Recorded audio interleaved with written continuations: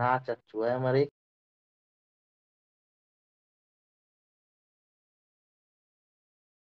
একটু ই করবো, আমরা বলবো। আর মিড লেয়ার কি? টিম্প্যানিক মেমব্রেনের মিডিয়াল পার্ট থেকে mid layer cavity, Eustachian tube, ossicular chain, আর aditus to antrum and mastoid air cells, এগুলি মিলে সবগুলো এটাকে আমরা বলি মিডল ইয়ার ক্লেফট। তাহলে মিডল ইয়ার ক্লেফট হলো জিনিসটা কি? Middle ear cavity plus aditus to antrum, mastoid অ্যান্ট্রামের সাথে মিডল ইয়ারের যে যোগাযোগ করার যে একটা সূক্ষ্ম টানেল আছে, এই tunnel, mustard air sales, অসিকুলার chain এবং ইউস্টেশন টিউব, এগুলি মিলে হলো মিডল ইয়ার ক্লেফট। আর ইনার ইয়ার হলো যে প্যাক্সাস পার্টে যেই বনি লেব্রিন থাকে, এই লেব্রিন্থের দুইটা পার্ট, একটা হলো সেমিসার্কুলার ক্যানেল, আর হলো ককলিয়া। কেমন? এই দুইটা মিলে হলো আপনার ইনার ইয়ার। তাহলে এক্সটার্নাল ইয়ারে কি কি ইনফেকশন হতে পারে? তাহলে আপনারা জানেন, an acute or chronic reaction of the whole or part of the skin of the external ear arising from local or general cause or from a combination of both। তাহলে এখানে কি হতে পারে? কমন স্কিনে আমাদের যে সমস্ত ডিজিজগুলি হয়, এইগুলি হয়, এগুলি সবই হতে পারে। তো এইখানে আমাদের জন্য ইম্পর্টেন্ট কোনটা?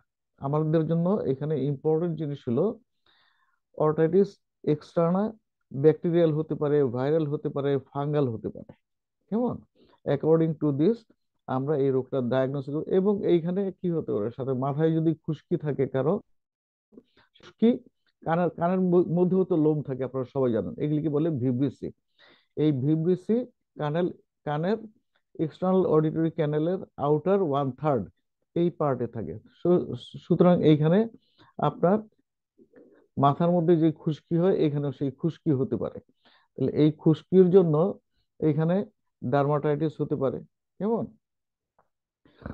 তাহলে তারপরে সোরিয়াসিস হতে পারে, তারপরে সেবরিক ডার্মাটাইটিস হতে পারে, আর ব্যাকটেরিয়াল বা ফাঙ্গাল এগুলি তো হইতে পারে।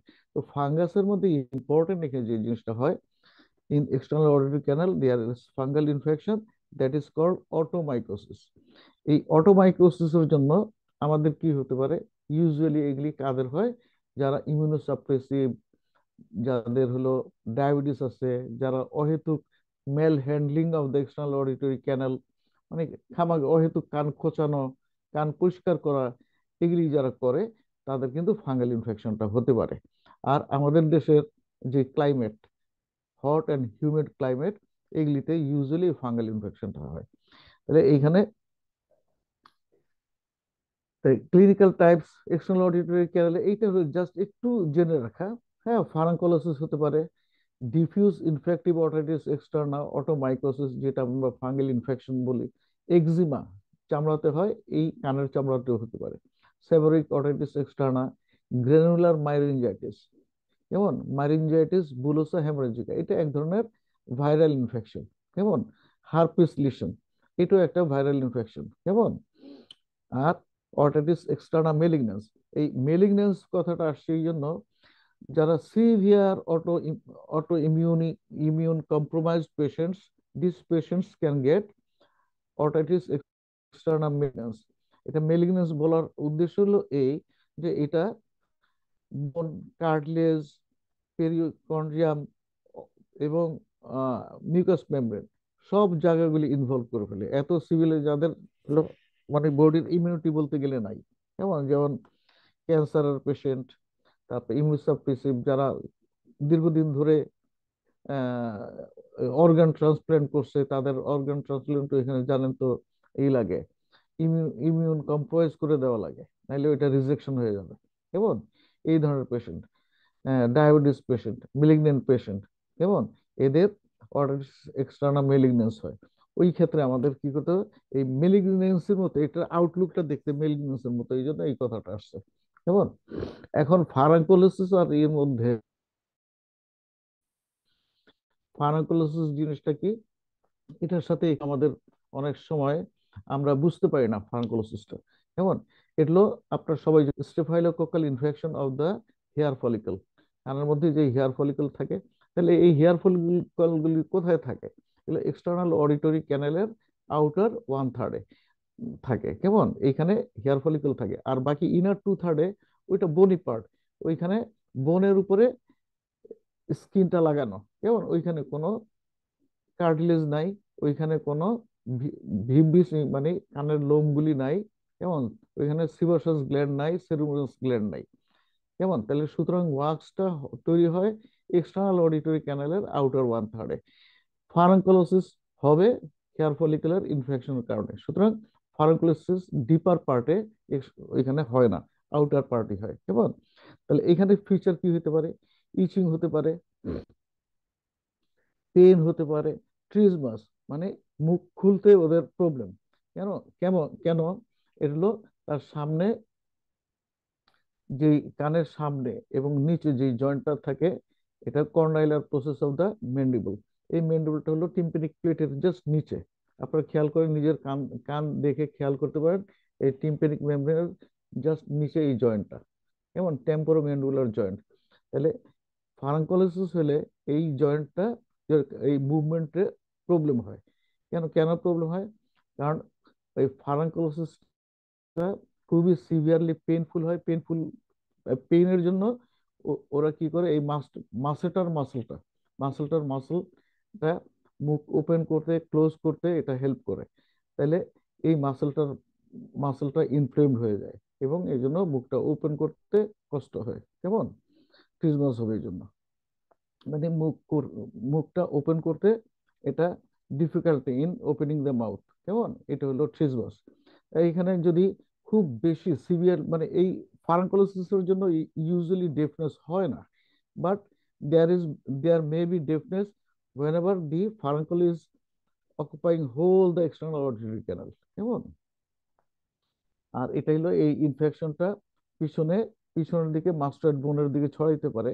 এইখানে একটা ইম্পর্টেন্ট আমরা জিনিস ধরি, যে এই মাস্টার্ডাইটিস এবং এই ফারাঙ্কোলোসিসের পার্থক্যটা কি, এটা আপনারা খুব সহজেই বুঝতে পারবেন। আর ফারাঙ্কোলোসিসের জন্য ট্রিটমেন্ট কি দিবেন? এই ট্রিটমেন্ট হলো আবার আপনার ফ্লুক্লোক্সিলিন। কেমন? এটা ড্রাগ অফ চয়েস। কেমন? ফ্লুক্লোক্সিলিন। আর অন্যান্য ড্রাগ খুব সহজেই এটা রেজিস্ট্যান্ট হয়ে যায়। আর ইকতামল এটা আপনাদের জানার দরকার নাই, এগুলি আজকাল পাওয়া যায় না। অ্যান্টিবায়োটিক, খুব ভালো অ্যান্টিবায়োটিক দিলে ফার্মাকোলজিস্ট এমনি ভালো হয়ে যায়। অ্যান্টিবায়োটিক দিতে হবে, পেন কিলার দিতে হবে, যেমন একটু রিল্যাক্সেন্ট দিতে হবে। তো এইটা হলো ট্রিটমেন্ট। আমরা শুধু একটু এখানে মাস্টার্ডাইটিস আর ফার্মাকোলজিস্টের মধ্যে ডিফারেন্সটা কি, এই জিনিসটা আমাদের একটু জানার দরকার। আপনি কি করে বুঝবেন এটা মাস্টার্ডের জন্য হইলো না এটা ফার্মাকোলজিস হলো? ফার্মাকোলজিস জিনিসটা কই হয়? এক্সটার্নাল অডিটরি ক্যানেলে root of the hair follicle, এইখানে ইনফেকশন হয়। তাহলে হবে কি, এখানে কানের মুভমেন্টের সাথে সিভিয়ার পেইন হবে, থ্রবিং টাইপ অফ পেইন হবে। কেমন? আর মাস্টার্ডাইটিস হলো মাস্টার্ড হেয়ার সেলের মধ্যে ইনফেকশন হলো। কেমন? সুতরাং এখানে কানের মুভমেন্টের সাথে, পিনার মুভমেন্টের সাথে, ট্র্যাগাসের মুভমেন্টের সাথে এটার কোনো, মাস্টার্ডাইটিসে কোনো প্রবলেম হবে না। মাস্টার্ডাইটিসে কি হয়? মিডল ইয়ার ক্যাভিটিতে ইনফেকশন হয়ে এটা মাস্টার্ড ইয়ার সেলের গুলির মধ্যে ছড়ায় পড়ে, এই জন্য ওইখানে ডেফনেস থাকবে। কিন্তু ফারাঙ্কোলোসিসে ইউজুয়ালি কোনো ডেফনেস হয় না, unless the furuncle is so large that it occupies the whole external auditory canal. মাস্টার্ডাইটিসের tympanic membrane shows the sign of middle ear cleft infection। মানে মাস্টার্ড ইনফেকশনে এটা আপনি মিডল ইয়ার ক্যাভিটি ইনফেকশন হইলে কি হবে? ওইখানে এক্সুডেশন হবে, এবং টিম্প্যানিক মেমব্রেনটা বালজিং হবে, টিম্প্যানিক মেমব্রেনের নর্মাল কালারটা চেঞ্জ হয়ে যাবে। এবং কিন্তু ফারাঙ্কোলোসিসের টিম্প্যানির কোনো ব্যাপার স্যাপার নাই, এখানে টিম্প্যানিক মেমব্রেনের কোনো কালার চেঞ্জ হবে না, তার ফিচার চেঞ্জ হবে না। কেমন? এটা মাস্টার্ডাইটিসে মাস্টার্ড বোনের উপর যদি আপনি প্রেসার দেন, পেন হবে। আর ফারাঙ্কোলোসিসে মাস্টার্ড বোনের উপর প্রেসার দিলে পেন হবে না, এটা কান টানলে পেন হবে। কেমন? Fistula into the canal form বোন, এটা আপনাদের দরকার নাই ফিস্টুলা কখন হয়। আর যদি এক্স রেতে আমরা মাস্টার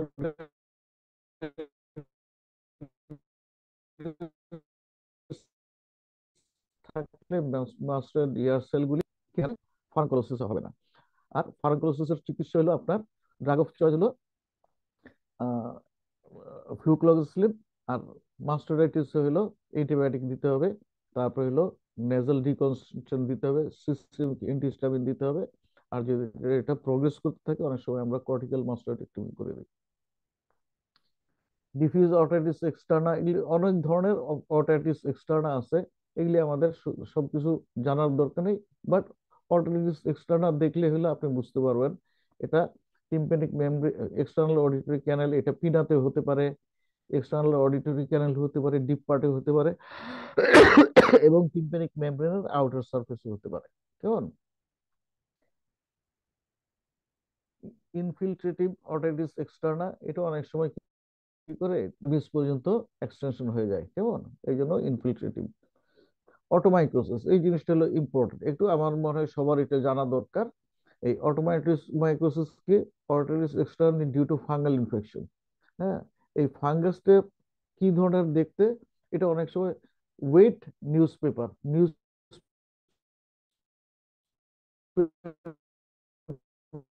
যদি আপনি ভিজিয়ে রাখেন তাহলে কালো, নিউজ পেপার যদি ভিজিয়ে রাখেন এটা তো পানি চুষে খায়, চুষে এটা ফুলে যাবে, কেমন? ফুলে একটা ডার্টি মাস,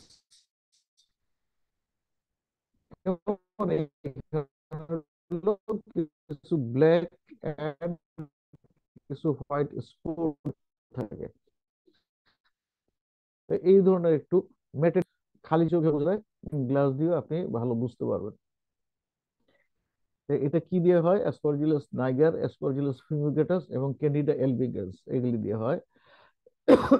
এটা কি হয়? খুবই ইচিং হবে, ইচিং হবে, আর ইচিং হবে, ইরিটেশন হবে, পেইন হবে। আর এই ফার্মাকোলজিস, এই অটোমাইক্রোসিসটা যখন এটা এত বেশি জমা হয়, কানের পর্দার উপরে গিয়ে বসে থাকে, কানকে অক্লুড অক্লুড করে থাকে, তখন আপনার এগুলা হিয়ারিং ইম্পেয়ারমেন্ট হবে। কেমন? এটা ট্রিটমেন্ট আপনি কি করবেন? এটা ট্রিটমেন্টের জন্য আপনার প্রথম কাজ হলো এই ফারাঙ্কুলোসিস গুলিকে সরায় ফেলা। কেমন? সরি, অটোমাইকোটিক প্লেক, এই প্লেক গুলিকে সরায় ফেলা কিভাবে আপনি সরাইতে পারেন? হ্যাঁ, রিমুভ করতে পারেন। You can remove it by dry mopping. কেমন? জবসন হর্ন প্রুফ দিয়ে তা তুলা পেঁচায় এটা ড্রাই, এই মপ করে নিয়ে আসা। কেমন? 2 নাম্বার, আমরা সাকশন ক্লিয়ারেন্স করতে পারি। কেমন? মাস, এই অটোমেটিক মাইকোটিক প্লেক যতটুকু আমরা সরাবো, সরাইলে বাকিটুকু যেটুকু থাকে গায়ে গায়ে লেগে থাকে, এগুলি আমরা এন্টিফাঙ্গাল, লোকাল এন্টিফাঙ্গাল ড্রাগ দিই। তারপরে সেকেন্ডারি ব্যাকটেরিয়াল ইনফেকশন থাকলে আমরা অ্যান্টিবায়োটিক দিই, যেহেতু ইচিং হয় অ্যান্টিহিস্টামিন দিই। কেমন? তা এটা হলো ট্রিটমেন্ট। তাহলে এখানে কি করি? রিমুভাল অফ দ্য মাস, ফাঙ্গিসাইডস, মানে লোকাল অ্যান্টিফাঙ্গাল ড্রাগ, ক্লোট্রাইমাজল। কেমন? নিস্টেটিন ক্রিম বা ক্লোট্রাইমাজল, হ্যাঁ, এমফিটাইসিন ক্রিম, এগুলি দিতে পারে। তো এখন হলো আগে এই ড্রপ পাওয়া যেত না। কেমন? আগে পাওয়া যেত ক্রিম। তো ক্রিম দিলে ক্রিম যে জায়গায় লাগাবে ওই জায়গায় লেগে থাকবে, ভিতরে যাবে না। তো এটা ড্রপটা এখন খুব ভালো কাজ করে। কেমন? ক্লোট্রাইমাজল ড্রপ, এটা মার্কেটে পাওয়া যায়। কেমন? তো এইখানে ডার্মাসিময়েন সলিউশন বিক্রি করে, এটা আপনি ইউজ করতে পারেন। ক্লারিজল অয়েনমেন্ট আছে, এটা ইউজ করতে পারেন। কেমন? এক্সিমেটার মেটাস অটাইটিস, আর কি কি অটাইটিস এক্সটার্না আছে? এক্সিমেটাস, আগেও বলছিলাম, সেবোরিক, গ্রানুলার মাইরিনজাইটিস, মাইরিনজাইটিস বুরোসেফালিস। অটাইটিস মিডিয়া জিনিসটা কি? মিডলিয়ার ক্যাভিটিতে ইনফেকশন। কারণ মিডলিয়ার ক্যাভিটি, আপনার all you know what is middle ear cavity? It is, it consists of the medial surface of the tympanic membrane, miliar cavity, then mustard ear cells, mustard editors to antrum, eustachian tube and ossicular chain। এই জিনিসগুলি দিয়ে সব হলো, সবগুলি মিলে এটাকে বলি আমরা মিডলিয়ার ক্লেফট। এই ক্লেফটের কন্ট্রোল মিডলিয়ার ক্যাভিটি হলো মেন। তা ক্যাভিটির মধ্যে কি থাকে? টিম্প্যানিক মেমব্রেনের মিডিয়াল সারফেস থাকে, অসিকুলার চেইন থাকে, কিছু নার্ভ থাকে, কিছু মাসল থাকে, কেমন? তা এই মিডিয়ার ক্যাভিটির মধ্যে যদি ইনফেকশন হয় তখন এটাকে বলি আমরা অটাইটিস মিডিয়া। এই অটাইটিস মিডিয়া কিভাবে হয় এই জিনিসটা আমাদের বেসিক একটা নলেজ থাকা উচিত।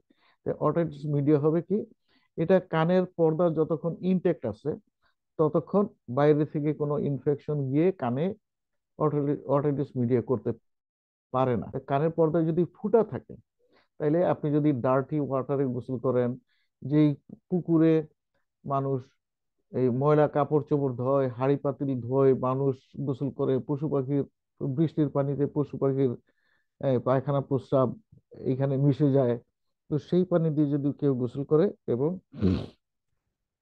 এই পানিটা যদি কানের পর্দা আগে থেকে ফুটা থাকে, সেই ফুটা দিয়ে দিয়ে যদি মিডলিয়ার ক্যাভিটিতে যায়, মিডলিয়ার ইনফেকশন হতে পারে। কিন্তু so far tympanic membrane is intact, the dirty water cannot enter into the middle ear cavity। তাইলে অন্য রুট, অন্য আর কি রুট আছে, এটা থ্রু দা নোজ অ্যান্ড নেজোফারিংস এটা যেতে পারে। কারণ আমরা জানি মিডল এর ক্যাভিটির সাথে use through the Eustachian tube there is a connection with the nose. তাহলে nasal infection, upper respiratory tract infection, এইটার কারণে আপনার নাকের ভিতর থেকে নাকের ভিতরে নাকের ইনফেকশনটা থ্রু দা ইউসিশিয়ান টিউব এটা কানের ভিতরে যেতে পারে। 2 নম্বর হলো সাবমিউকাস লিম্ফেটিক চ্যানেল। এই মিউকাস মেমব্রেনের নিচে যে লিম্ফেটিক চ্যানেল থাকে, এই লিম্ফেটিক চ্যানেল দিয়ে যেতে পারে, কেমন? তাহলে nasopharynx দিয়ে via the submucous lymphatics direct through the infected surface exudate through the মানে through the eustachian টিউব চলে যাবে। তারপরে আর rhinitis, sinusitis, nasopharyngitis, pharyngitis, tonsillitis, nasopharyngeal tumour ইত্যাদির কারণে এইখানে মিডল ইয়ার ক্যাভিটিতে ইনফেকশন ঢুকতে পারে। আরেকটা ইম্পর্টেন্ট জিনিস আপনারা এটা সব সময় খেয়াল রাখবেন, সব সময় খেয়াল রাখবেন, এটা হলো বাচ্চাদের বাচ্চাদের কি করে, মারা অনেক সময় শোয়া শোয়া দুধ খাওয়ায়। তো শোয়া শোয়া দুধ খাওয়ালে বাচ্চাদের ইউসিশিয়ান টিউব এটা হলো short, more wider and more horizontally oriented. এখন বাচ্চাকে যদি মা শোয়া শোয়া দুধ খাওয়ায় তাহলে মুখের মধ্যে দুধ, এই দুধটা কি হবে, যখন ঢোক গিলবে, যেহেতু সে শুয়েছে কানটা, তখন কি শুয়ে থাকলে হয় কি আমাদের মুখ উপরে, তারপরে নাক, তারপর কান। তাহলে পানি কোন দিকে যায়, সবসময় সবসময় নিচের দিকে যায়, কেমন? তার মুখের মধ্যে দুধ এই অবস্থা বাচ্চারা যদি শোয়া শোয়া খাওয়ায়, তাহলে এই দুধটা থ্রু দা ইউস্টেশন টিউব এটা কানের ভিতরে মিলিয়ার ক্যাভিটিতে গিয়ে বসে থাকবে। বাচ্চার ভাষা একটাই, সে হলো সে হলো কান্নাকাটি করা, কেমন? তো এটা গিয়ে বসে থাকলো। এই milk is a very good media for bacterial growth, it will attract the bacteria, there will be ASOM, কেমন? অ্যাকিউট সাপোর্টিভ অরেঞ্জ মিডিয়া। তাহলে এই জন্য মাদের আমাদের সবসময় দিতে হবে, উনি যখন বাচ্চাকে দুধ খাবে উনি যেন ঘুম থেকে উঠে বসে বাচ্চার মাথা খাড়া রেখে তারপর দুধ খায়। তাহলে এই through the nose, nasopharynx and through the Eustachian tube, এই ডিউরিং ফিডিং, এই দুধটা নাক দিয়ে ইউস্টেশন টিউব দিয়ে মিডল ইয়ার ক্যাভিটিতে যাবে না, বাচ্চার এরকম হবে না। আপনারা দেখবেন অনেক সময় 3 মাস 6 মাসের বেবি মা নিয়ে আসছে যে আমার বাচ্চার কান পাকছে, কেমন? তো এই জিনিসটা আপনারা, কারণ ওর তো বলে যায় কানে গোসলের সময় পানি গেছে, তারপরে খাওয়ার সময় বমি বমি করে দিচ্ছে, বমি কানের মধ্যে গেছে, কিন্তু এটা তো পসিবল না। Super tympanic membrane is intact, কেমন? তাহলে একটাই রুট সেটা হলো ডিউরিং ফিডিং। তাহলে এটা আমাদের মাকে বলতে হবে কিভাবে দুধ খাওয়াইতে হবে, ঠিক আছে? এখন কি কি ধরনের ব্যাকটেরিয়া ইনফেকশন করে? Haemolytic, streptococcus, streptococcus pneumoniae, staphylococcus aureus, haemophilus influenzae, এই সমস্ত আপার রেসপিরেটরি ট্র্যাক্টে যে সমস্ত ব্যাকটেরিয়াগুলি ইনফেকশন করে সেগুলি দিয়ে এইখানে মিডল ইয়ার ক্যাভিটিতে। এই যে প্যাথোলজিতে আমি কি বললাম, তাহলে আপনার কি করে টিউবাল অক্লুশন, কেমন? যখনই আপনার নাকের মধ্যে কোনো রাইনাইটিস হবে, রাইনোসাইনোসাইটিস হবে, আপার রেসপিরেটরি ট্র্যাক্ট ইনফেকশন হবে, তখন কি হবে, আপনার নাকের যে টা থাকে, আপনারা তো সবাই বোঝেন হোয়াট ইজ টার্বিনেটস। নাকের মধ্যে যে পার্টিশনটা, এটার নাম হলো নেজাল সেপ্টাম। আর নাকের ল্যাটারাল ওয়ালে তিনটা করে গোটা থাকে, কেমন? এই গোটাগুলির নাম হলো টার্মিনেট। এগুলি কি দিয়ে তৈরি? ভিতরে বোন থাকে আর বাইরে থাকে connective tissue, sinusoids and mucous membrane, কেমন? তা এই এই নাকের গোটাগুলি অনেক কারণে বড় হয়ে যেতে পারে, কেমন? টার্মিনেট গুলি, এই গোটাগুলির নাম টার্মিনেটস। এই টার্মিনেট গুলি অনেক কারণে বড় হয়ে যেতে পারে, সেটা অ্যালার্জির জন্য, দীর্ঘদিন ধরে নেজাল ডিকনজেস্ট্যান্ট যদি ইউজ করে সেই কারণে হতে পারে, অ্যালার্জির কারণে হতে পারে, অনেক ঠান্ডাতে এসি চালায় শোয়, আবার দুপুরবেলা রাস্তায় যখন আসে দোকানদারি করে বা কিছু করে তখন হলো অনেক গরম। কারণ এই এনভায়রনমেন্টাল চেঞ্জের জন্য টার্বিন গুলি হাইপারট্রফি হয়ে যেতে পারে। এই টার্বিন গুলি হাইপারট্রফি হয়ে গিয়ে এই ইউস্টিশিয়ান টিউবটা বন্ধ করে দিতে পারে, কেমন? এক, আবার ইউস্টিশিয়ান টিউবের চতুর্দিকে কি থাকে? এডিনয়েড, চতুর্দিকে আপনার লিম্ফয়েড টিস্যু থাকে। এই লিম্ফয়েড টিস্যু গুলি হাইপারট্রফি হয়ে ইউস্টিশিয়ান টিউব বন্ধ করে দিতে পারে। এতে হবে কি, এইখানে এই টিউবটা বন্ধ হয়ে যাবে। টিউবটা বন্ধ হয়ে গেলে ওইখানে কি হবে? ইডিমা হয়ে যাবে। হ্যাঁ, ইডিমা কেন হবে? কারণ ওই যে কোনো সময় আপনার এই অক্লুশন হয়ে যাওয়ার জন্য ওইখানে ইনফ্লেমেশন হবে। ইনফ্লেমেশনের কতগুলি জিনিস হয় আপনারা সবাই জানেন। কি ক্যালোর, ক্যালোর মানে ক্যালো মানে টেম্পারেচার বাড়বে, ডলর, কেমন? মানে পেন হবে, তারপরে রুবর মানে রেডনেস হবে, তারপরে হলো টিউমার মানে এটা ফুলে যাবে, কেমন? ওই জায়গাটা ফুলে যাবে। আর ফাংশিওলেশন মানে ফাংশনটা সাময়িকভাবে লস্ট হয়ে যাবে। এটার ইনফ্লামেশনের সাইনগুলি সবাই জানেন। তাহলে ওইখানে টিউবেরিক মেমব্রেনের ভিতরে কি হবে? টিউবেরিক ইউস্টিশিয়ান টিউবটা বন্ধ হয়ে গেলে মিডলিয়ার ক্যাভিটিতে যেই ফ্লুইডটা আছে, ফ্লুইডটা এনট্র্যাপড হয়ে যাবে, আটকে যাবে। ফ্লুইডটা আটকে গেলে কি হবে? প্রথম যে জিনিসটা হতে পারে, অনেকগুলি জিনিস হতে পারে। ফ্লুইডটা আটকায় থাকলে এই ফ্লুইডটা ন্যাচারালি এটা আস্তে আস্তে আস্তে আস্তে এই ফ্লুইডটা সারাউন্ডিং ব্লাড ভেসেল এটা অ্যাবজর্ব হয়ে যেতে পারে, অথবা এনট্র্যাপমেন্টের জন্য এখানে সেকেন্ডারি ব্যাকটেরিয়াল ইনফেকশন হতে পারে। ইনফেকশন হলে ফ্লুইডটা কি হলো? এক্সুডেটিভ ফ্লুইড হয়ে গেল। আগে যে ছিল ট্রান্সুডেটিভ ফ্লুইড, এখন ইনফেকশনের কারণে এটা এক্সুডেটিভ ফ্লুইড হলো। এক্সুডেটিভ ফ্লুইডের কারণে এটার ভলিউম বেড়ে গেল। ভলিউম বেড়ে যাওয়ার কারণে সে কি করবে? চতুর্দিকে বোন, শুধু টিম্প্যানিক মেমব্রেনের দিকে হলো, তাহলে টিম্প্যানিক মেমব্রেনের উপর চাপ দিবে। চাপ দিয়ে এখানে কি করবে? ব্লাড ভেসেল যেগুলি আছে ওইগুলিকে জিওপার্ডাইজ করে ফেলবে। জিওপার্ডাইজ করে ফেলার জন্য এখানে কি হবে? এভাস্কুলার নেক্রোসিস হবে, কেমন? তাহলে টিম্প্যানিক মেমব্রেনটা ফুটো হয়ে যাবে, ফুটো হয়ে কানের বাইরে বাইরে পুজ চলে আসবে। তাহলে কানের বাইরে যখন পুজ চলে আসে তখন আমরা বুঝি যে কান পাকছে, মানে অটাইটিস মিডিয়া হয়েছে। কিন্তু তার আগে পর্যন্ত আমরা এটা বুঝি না। কিন্তু আপনার যদি কানের ডাক্তার হন, কান বোঝেন, তাহলে আপনার কানের পরীক্ষা করে দেখবেন যে কানের টিম্প্যানিক মেমব্রেনের যে নর্মাল ফিচার থাকে, তাহলে নর্মাল ফিচার গুলি আমাদের একটু জানা দরকার। এটা দেখতে কেমন, এটা ওভাল ইন শেপ, এটার কালারটা কেমন, এটা পার্লি হোয়াইট ইন কালার, এটার কি কি পার্ট আছে? এই দুইটা পার্ট, পার্টস টেন্সা, পার্টস ফ্লেক্সিডা। তারপরে অ্যান্টেরোমেলুলার ফোল্ড আছে, পোস্টেরোমেলুলার ফোল্ড আছে। তারপরে হ্যান্ডেল অফ মেলিয়াস আছে, আম্বু, যেখানে কি করলো হ্যান্ডেল অফ মেলিয়াসের নিচের পার্টটা, হ্যাঁ, লরমোস্ট পার্টটা কি করে ভিতর দিকে একটু রিট্রাক্টেড হয়ে গেছে, এটাকে আম্বু মানে টোল পড়লে যেমন দেখা যায় এরকম। আরো কোন ফ্লাইট। তাহলে এইগুলি হলো normal feature of tympanic membrane. এই ফিচারগুলি যদি আপনি বোঝেন, আপনি জানেন, তাহলে এই ফিচারগুলি টিম্প্যানিক মেমব্রেনে যখন অর্টিটিস মিডিয়া হবে, এই নর্মাল ফিচারগুলি একটা অথবা সবগুলি ফিচারগুলি লস্ট হয়ে যাবে।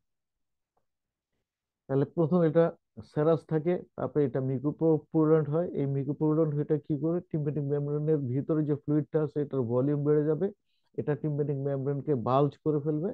আর এখানে এই অ্যাভাস্কুলার নেক্রোসিস হবে। এখানে নেক্রোসিস, এখানে কি হবে? রাপচার। কারণ এই ফ্লুইডটার একটা প্রেশার আছে, তো এই প্রেশারের কারণে সে হলো সবচেয়ে যেখানে জিওপার্ডাইজ হয়ে গেছে ব্লাড সাপ্লাই, ওইখানে নেক্রোসিস হবে এবং এই টিম্প্যানিক মেমব্রেনটা কি হবে, স্লাফ আউট হয়ে যাবে। স্লাফ আউট হয়ে পুসটা টিম্প্যানিক মেমব্রেন দিয়ে বাইরে চলে আসবে। কেমন? এইগুলি হলো মোটামুটি আমাদের ক্লিনিক্যাল ফিচার।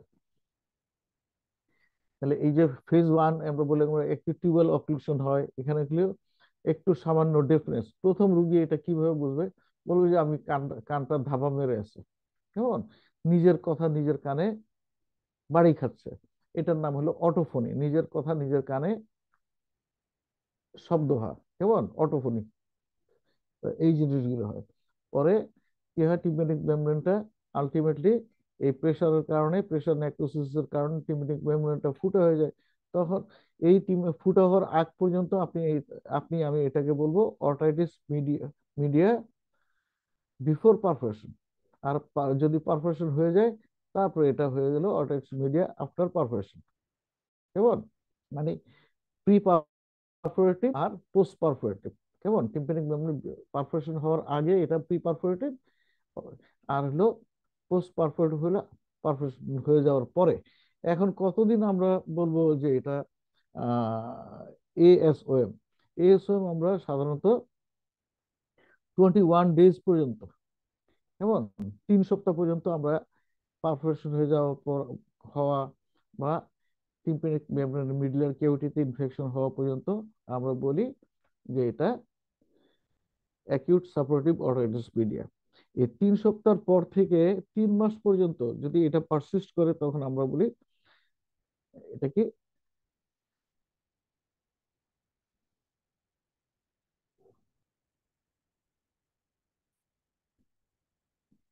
এই টিম্প্যানিক মেমব্রেন। এটা হলো আমরা ক্রনিক বলি না, হ্যাঁ, সাব ক্লিনিক্যাল।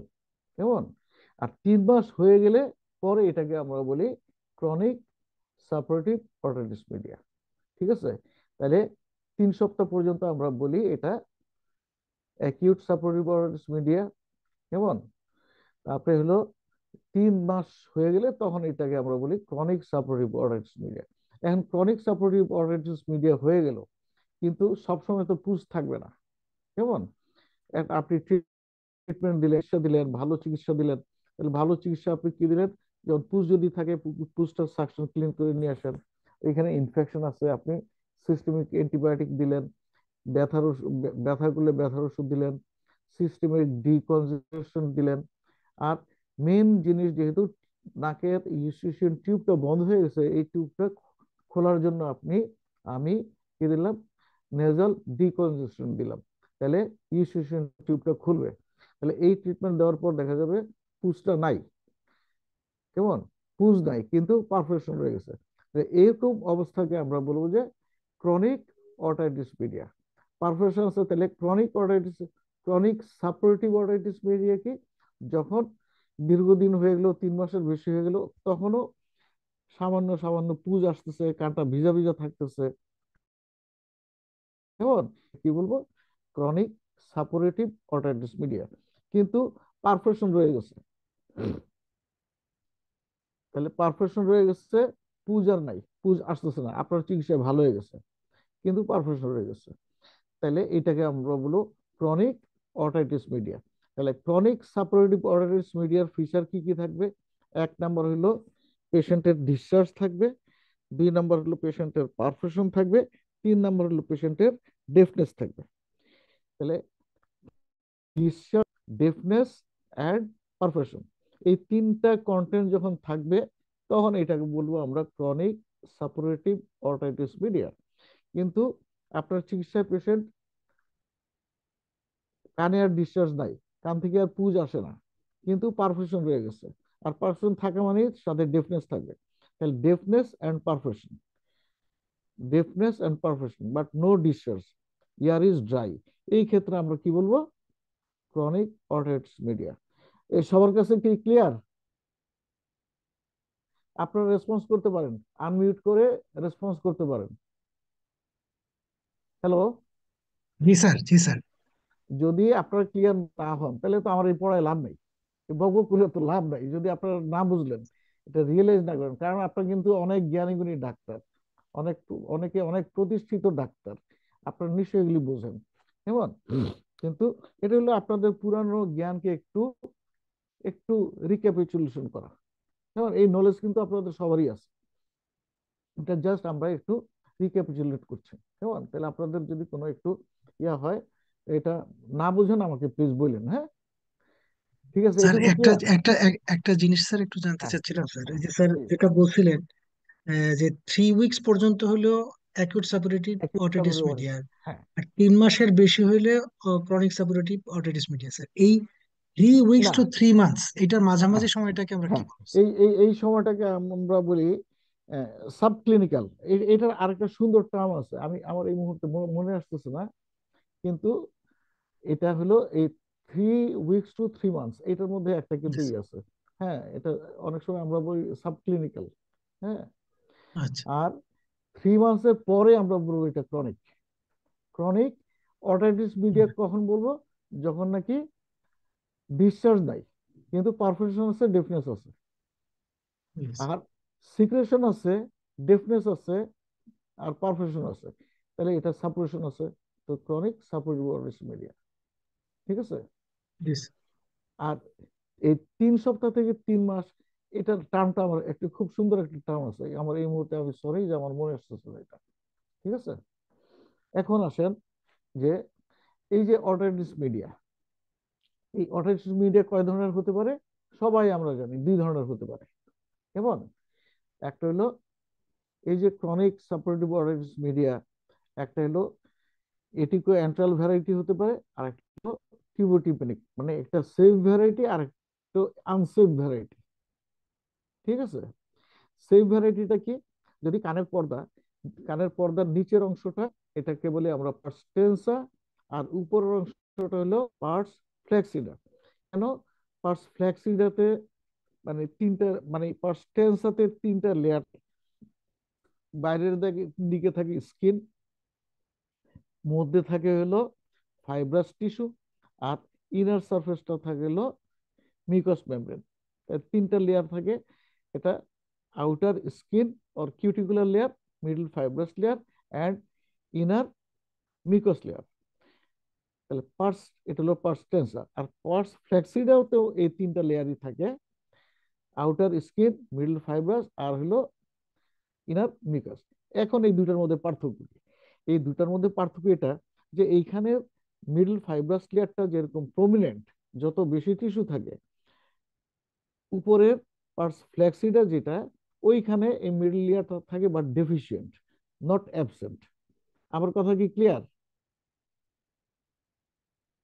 হ্যাঁ, জি স্যার, জি স্যার। আনোয়ার সাহেব, তাহলে জি স্যার। এইখানে দেখেন দুইটাতেই 3টা লেয়ার থাকে, একটা হলো আউটার স্কিন, মিডল ফাইব্রাস, এবং ইনার মিউকাস। এইখানে মিডল ফাইব্রাস লেয়ারটা এইখানে মনে করেন 100% আছে, পার্স ফ্লেক্সিডাতে এখানে মনে করেন 20% আছে। তাহলে এখানে ডেফিসিয়েন্ট কম কম, এই কম থাকার জন্য উপরের যে পার্স ফ্লেক্সিডা এটা হলো ফ্লেক্সিড। কেমন? Yes. ফ্লেক্সিড। তাহলে এই ফ্লেক্সিডিটির কারণে যখন কানের ভিতরে মিডলিয়ার ক্যাভিটিতে কোনো নেগেটিভ প্রেশার তৈরি হবে, তাহলে এটা কি হবে? ফ্লেক্সিডিটির কারণে এটা কি হবে? ভিতর দিয়ে আপনার গালে যেমন আপনি মুখের মধ্যে সাকশন করতে পারেন, কেমন, মুখ বন্ধ করে করতে পারেন, তাই না?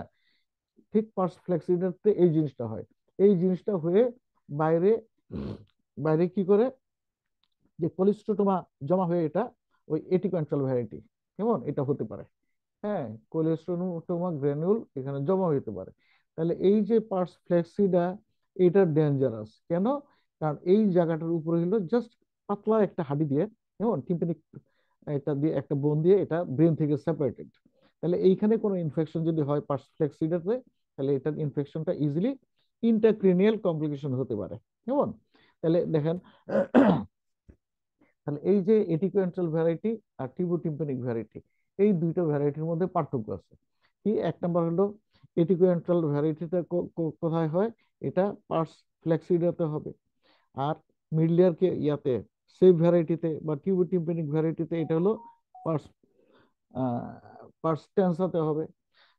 পার্স টেন্সাতে যে পারফেকশনটা একটা ওয়েল ডিমার্কেটেড মার্জিন থাকে, আর পার্স ফ্লেক্সিডাতে যে হলো প্রোটেক্টেড মার্জিন থাকে না, ওইখানে মার্জিনটা, যে টিম্প্যানিক মেমব্রেনের বোন, এই বোনকে ইরোশন করে ফেলতে পারে, এইখানে করবে না। তারপর যে ডিসচার্জটা আছে, ডিসচার্জটা সেম ভ্যারাইটি, টিউবোটিম্প্যানিক ভ্যারাইটিতে প্রফিউজ হবে, ইন্টারমিটেন্ট হবে। আপনি ওষুধ দিলেন, চিকিৎসা দিলেন, ভালো হয়ে যাবে, কেমন, ভালো হয়ে আবার হবে, কেমন, আবার যখন আপার রেসপিরেটরি ইনফেকশন হবে এটা আবার হবে। তাই এটা হলো রিকারেন্ট হচ্ছে। আর ওইটা হলো কন্টিনিউয়াস বাট স্ক্যান্টি, খুবই সামান্য সামান্য, আপনি অনেক সময় দেখতেও পাবেন না, কেমন, পার্স ইয়াতে, ফ্লেক্সিডারতে যেটা। আর হলো এটা হলো মার্জিনকে ইরোড করতে পারে, এখানে মার্জিন ধরবে না, কেমন। আর হলো মেল অর্ডারস, পার্স ফ্লেক্সিডাতে ওইখানে এটিকোয়েন্ট্রাল ভ্যারাইটিতে যে সিক্রেশনটা, যে ডিসচার্জটা হবে, এটা মেল মেল অর্ডারস, মানে খুবই পচা দুর্গন্ধ, হাড্ডি পচার গন্ধ, কারণ কি বোনকে ইরোশন করতেছে। আর কোলেস্ট্রলের মধ্যে কিছু এনজাইম তৈরি করে যেটা বোনকে লাইসিস করে ফেলে, এই জন্য হলো মেল অর্ডারস, একবার মানুষ পচা গন্ধের গন্ধ পাবেন। আর এটাতে ওরকম গন্ধ পাওয়া যাবে না, কেমন। আর পার্স ফ্ল্যাক্সিডাতে, টেন্সাতে যে ধরনের হিয়ারিং লস হবে, এডিকুয়েন্ট্রাল ভ্যারাইটিতে ওরকম হিয়ারিং লস হবে না। আর পার্স ফ্লেক্সিডাতে হইলো ইন্টারক্রেনিয়াল কম্পিউটার বেশি হওয়ার চান্স আছে। আর পার্স টেন্সাতে, মানে সেভ ভ্যারাইটিতে, ইন্টারক্রেনিয়াল কমপ্লিকেশনটা ওরকম বেশি হবে না, একটু কম হবে। তাহলে এখন আমরা আসি ইন্টারক্রেনিয়াল কমপ্লিকেশন কি কি হতে পারে। আপনারা সবাই জানেন এগুলো ইন্টারক্রেনিয়াল এক্সট্রাক্রেনিয়াল কমপ্লিকেশন হতে পারে, কেমন। তাহলে এখানে ইন্টারক্রেনিয়াল কমপ্লিকেশনে আপনারা দেখেন সাবডুরাল অ্যাবসেস হতে পারে, এক্সট্রাডুরাল অ্যাবসেস হতে পারে, সাবপেরিওস্টাল অ্যাবসেস, ইয়াতে অর্টাইটিস হাইড্রোকেফালাস হতে পারে, তারপরে ব্রেন অ্যাবসেস হতে পারে, তারপরে আর কি হতে পারে, ল্যাটারাল সাইনাস থ্রোমোফ্লেবাইটিস হতে পারে, কেমন। তাহলে এই ইন্টারক্রেনিয়াল কমপ্লিকেশন গুলি হতে পারে। আর এক্সট্রা ক্রেনিয়াল কমপ্লিকেশন গুলি কি কি হতে পারে, এখানে লেবিরিনথাইটিস হতে পারে। তারপর হলো এটা ব্রেনের বাইরে, লেবিরিন্থ মানে ওই যে সেমিসার্কুলার ক্যানেল যেগুলি, এইখানে হতে পারে ইনফেকশন। তারপর হলো ফেশিয়াল নার্ভ প্যারালাইসিস হতে পারে, কেমন। সাবডুরাল সাবপেরিওস্টাল মাস্টয়েড অ্যাবসেস হতে পারে, কেমন, মাস্টয়েডাইটিস হতে পারে।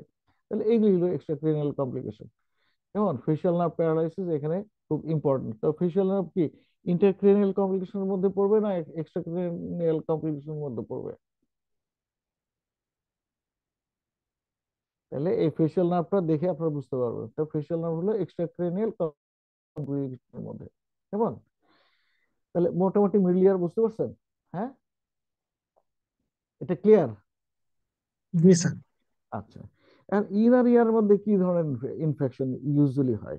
ইনার ইয়ারে ইউজুয়ালি কি হয় আপনার, ইনার ইয়ারে আমাদের দুইটা জিনিস থাকে। একটা হলো ভেস্টিবুলো কক্লিয়ার পার্ট। ভেস্টিবুলো কক্লিয়ার পার্ট হলো একটা ভেস্টিবুল, ভেস্টিবুলের মধ্যে কি থাকে, সেমিসার্কুলার ক্যানেল থাকে, আর হলো এম্পুলা থাকে, কেমন। তো এই সেমিসার্কুলার ক্যানেলের মধ্যে যদি কোনো, এই সেমিসার্কুলার, আচ্ছা আমাকে একটু বলেন তো কানের কাজ কি সবাই? স্যার, দেবযানী বড়ুয়া, বলেন কানের কাজ কি?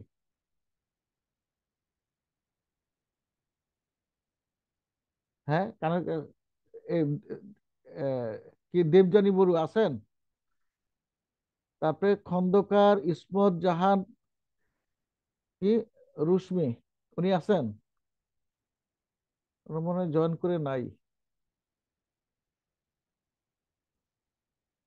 আচ্ছা, কানের কাজ হলো দুইটা, একটা হলো ব্যালেন্স মেনটেন করা, আর একটা হলো হিয়ারিং।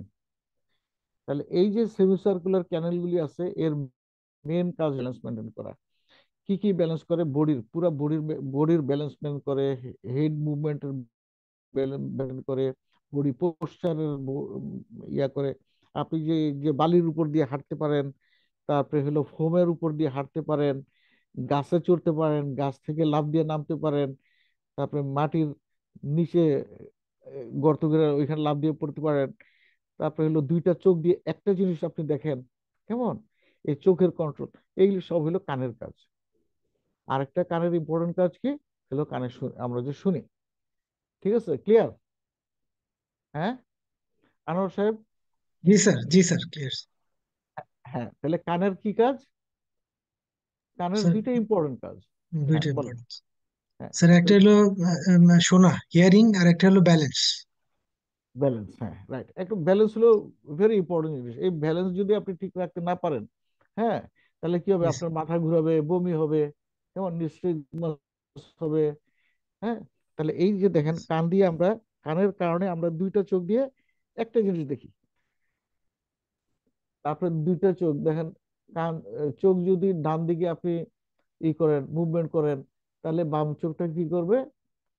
বাম মানে মিডিয়ালি যদি আপনি মুভমেন্ট করেন, একটা চোখ মিডিয়াল রোটেশন করলে অন্য চোখটা ল্যাটারাল রোটেশন করবে, কেমন? আবার এটা যদি এদিকে যায়, এই চোখটা এদিকে মিডিয়ালি যাবে। তাহলে দুইটা চোখ এরকম সিনক্রোনাইজ। ওই যে আমরা বলি না টেরা বা স্ক্রিন, হ্যাঁ, তো এটা মেনটেন করে হলো কান। তো এই জিনিসটা একটু ইম্পর্টেন্ট, জিনিসটা মনে রাখবেন। তাহলে কানের কারণে এই যে সেমিসার্কুলার ক্যানেলে, ওইখানে যদি ইনফেকশন হয়, ইনফ্লেমেশন হয়, তাহলে ওইটাকে বলি আমরা লেবরিনথাইটিস। ওইটার জন্য আপনার এরকম ভার্টাইগো হবে, নসিয়া হবে, ভমিটিং হবে, কেমন?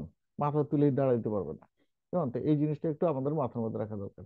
এখন আসুন যে পেরিটোনসিলার অ্যাবসেস, তাহলে আমাদের মোটামুটি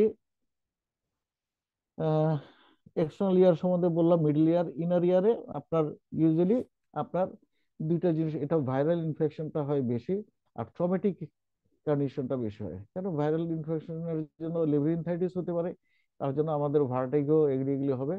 আর নিউরোনাইটিস হতে পারে, নার্ভ ইনফ্লামেশনের জন্য এখানে আমাদের কি হবে? নার্ভ প্যারালাইসিস হবে, শুনতে পাবে না, কেমন? তো এই জিনিসগুলি। এখন আসেন মাস্টার্ডাইটিস। তাহলে মাস্টার্ডাইটিস এর সাথে আমরা শেষ করে দিই, মিডলিয়ার ক্যাভিটিতে যে মাস্টার্ড ইয়ার সেল গুলি আছে মাস্টার্ড বোনে, এই ইয়ার সেল গুলি যদি ইনফেকশন হয়ে যায়, ইনফ্লামেশন হয়ে যায়, এইটা হলো মাস্টার্ডাইটিস, কেমন? এই মাস্টার্ডাইটিস এর জন্য কি হবে? এটা ইউজুয়ালি এই সিকিউলি অফ অটাইটিস মিডিয়া, কেমন? তাই এই মাস্টার্ডাইটিস হয়ে অনেক সময় কি করতে পারে? এই মাস্টার্ড বোনে ইনফেকশন, এটা হলো মাস্টার্ড বোনটা কেমন? মৌমাছির বাসার মতো, খুব খুব খুব খুব অসংখ্য ইয়ার সেল থাকে। এই ইয়ার সেল গুলির মধ্যে এখানে যে মিউকাস মেমব্রেন থাকে, এখানে ইনফেকশন হয়। এই ইনফেকশনটা ইউজুয়ালি ওষুধপত্র দিয়ে এটা ভালো হয় না, কারণ এখানে খুবই লেস ভাস্কুলারিটি থাকে, এবং এই জন্য যে অ্যান্টিবায়োটিক খাবেন, ওষুধপত্র খাবেন, ওইখানে গিয়ে পৌঁছায় না। না পৌঁছানোর কারণে এই মাস্টার্ড রিহার্সাল গুলি এইখানে ভালো হয় না। ভালো না হওয়ার কারণে এটা কি করে? রিজার্ভার হিসেবে, ইনফেকশনের রিজার্ভার হিসেবে কাজ করে। মানে এটা এই যে রিকারেন্ট মাস্টার্ডাইটিস তৈরি করে, কেমন? তাহলে এই ক্ষেত্রে আপনারা যদি দেখেন যে tonic supportive otitis media recurrent, কিছুদিন পর পর হচ্ছে, আপনি ওষুধ দিচ্ছেন, ভালো হচ্ছেন, 3 মাস পরে আবার হলো, এরকম ক্ষেত্রে you you can suspect the mastoid is acts as a reservoir, হ্যাঁ, ক্রনিক মাস্টার্ডাইটিস। সেই ক্ষেত্রে আপনি কি করবেন? মাস্টার ইয়ার সেলগুলিকে এক্সেন্টারেশন করে দেবেন, অপারেশন করে এই মাস্টার ইয়ার সেলগুলি সব একটা সিঙ্গেল ক্যাভিটি করে ফেলবেন। এটাকে আমরা বলি কর্টিক্যাল মাস্টার্ডেক্টমি, কেমন? কর্টিক্যাল মাস্টার্ডেক্টমি আমরা কখন করব? যদি মাস্টার রিজার্ভার হিসেবে আমরা যদি এটাকে কি করি, মানে ডায়াগনোসিস করি। আবার দেখেন যদি রিকারেন্ট অটাইটিস মিডিয়া হচ্ছে, আপনি ভালো হয়ে গেল, 6 মাস ভালো, 1 বছর ভালো, আবার কানের ইনফেকশন হচ্ছে, আবার পুরনো ডিসচার্জ হচ্ছে, কেমন? এই ক্ষেত্রে আমরা কর্টিক্যাল মাস্টার্ডেক্টমি করি। আর একটা ইম্পর্টেন্ট কাজ, এই যে এখন সবাই শুনতেছেন যে যারা জন্ম থেকে কানে শোনে না, তাদের কানে অপারেশন করে ককলিয়ার ইমপ্ল্যান্ট বসায় দেয়। এই ককলিয়ার ইমপ্ল্যান্ট বসাইতে হলে ককলিয়ার মাস্টার্ডেক্টমি অপারেশনটা করতে হয়, কেমন? এই। আর মডিফাইড রেডিকেল আমরা কখন করি? মডিফাইড রেডিকেল আমরা করি যদি এই chronic suppurative otitis media attico antral variety. তাহলে এই কর্টিক্যালে কি হয়? শুধুমাত্র মাস্টার্ড ইয়ার সেল গুলি আমরা এক্সেন্টারেশন করে নিয়ে আসি, নিয়ে এসে একটা বড় ক্যাভিটি করে দিয়ে আসি, কেমন? জানে ওইখানে, আর এই যে খুব খুব করে আসছে যে মৌমাছির বাসার মতো সেলগুলি, এগুলি সব মিলে একটা সিঙ্গেল ক্যাভিটি হয়ে থাকে। তাহলে এর ডিসচার্জটা ওই এটিক রিজন দিয়ে চলে আসবে, কেমন? আর মডিফাইড রেডিকেল আমরা কখন করি? যখন আমাদের এই যে ইন্টারক্রেনিয়াল কমপ্লিকেশন বা এক্সট্রাক্রেনিয়াল কমপ্লিকেশন এগুলি থাকে, সাথে যদি এটিকোয়েন্ট্রাল ভ্যারাইটি থাকে, তাহলে আমরা মডিফাইড রেডিক্যাল মাস্টার। এটা কি রেডিক্যাল? তাহলে অপারেশন হলো বেসিক্যালি দুইটা, একটা কর্টিক্যাল আর একটা রেডিক্যাল। রেডিক্যাল মানে আপনি সব ফালাই দিবেন, কোনো মায়া দয়া করবেন না। তাহলে এটা মায়া দয়া করতে গেলে আপনার কি হলো, কি হবে, আপনার ব্যালেন্সের ব্যাপারটা আপনার নজর রাখতে হবে, ফেসিয়াল নার্ভের ব্যাপারটা রাখতে হবে, আর কানে শোনার ব্যাপারটা। এন্ড রেডিক্যাল মানে আপনার যখন ক্যান্সার হয়ে গেছে মিডল ইয়ার ক্যাভিটিতে, কেমন, ক্যান্সার হয়ে গেছে, তখন তো এই মায়া দয়া করার দরকার নেই। Life is much more important than any other organ, তাই না? অর্গান স্যাক্রিফাইস করে দিতে হয়, এম্পুটেশন করতে হয়। তাহলে এখানে আমরা মাস্টার্ড বোনের এই যে ফেসিয়াল নার্ভ, এটাকে আমরা কম্প্রোমাইজ করলাম না, আগে তার ক্যান্সার সারাইতে হবে, তার বাইচা সে এক কানে শুনলো না, ঠিক আছে, কিন্তু সে বেঁচে তো আছে। তো এই জিনিসটা আমাদের খেয়াল রাখতে হবে। তাহলে এই দুইয়ের মাঝামাঝি হলো মডিফাইড রেডিক্যাল। এখানে আমরা কি করি যে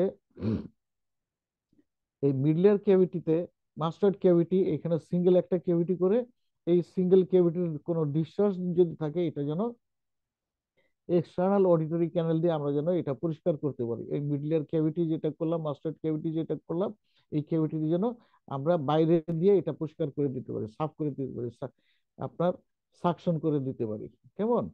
তাই এটা করার জন্য তাহলে এই যে ক্যানেল যদি ইনটেক্ট থাকে, তাহলে এই ক্যানেলটা আপনার কি হবে, এর জন্য তো আপনার মাস্টার রিহার্সাল করে দিয়ে আসলেন বাইরে থেকে কেটে, কেমন। কিন্তু আপনি তো এটা চামড়া আবার সেলাই করে বন্ধ করে দিয়ে আসতেছেন, তাই কেভিটি থাকলো, এই কেভিটির মধ্যে যদি আবার কোনো কালেকশন হয়, এটা আপনি কেমনি ক্লিন করবেন? তাহলে এই আমাদের এক্সটার্নাল অডিটরি ক্যানেলটা, এটার যে বডি ওয়ালটা আছে, ওয়ালটা নামাই দিতে হবে, সো দ্যাট আমি যেন,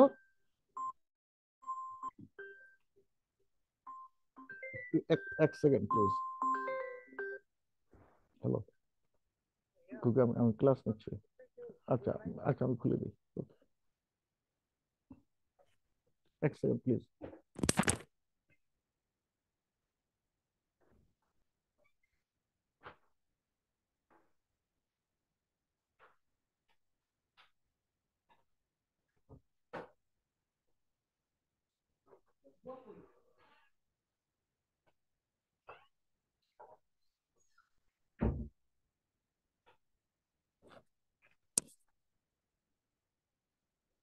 হ্যালো,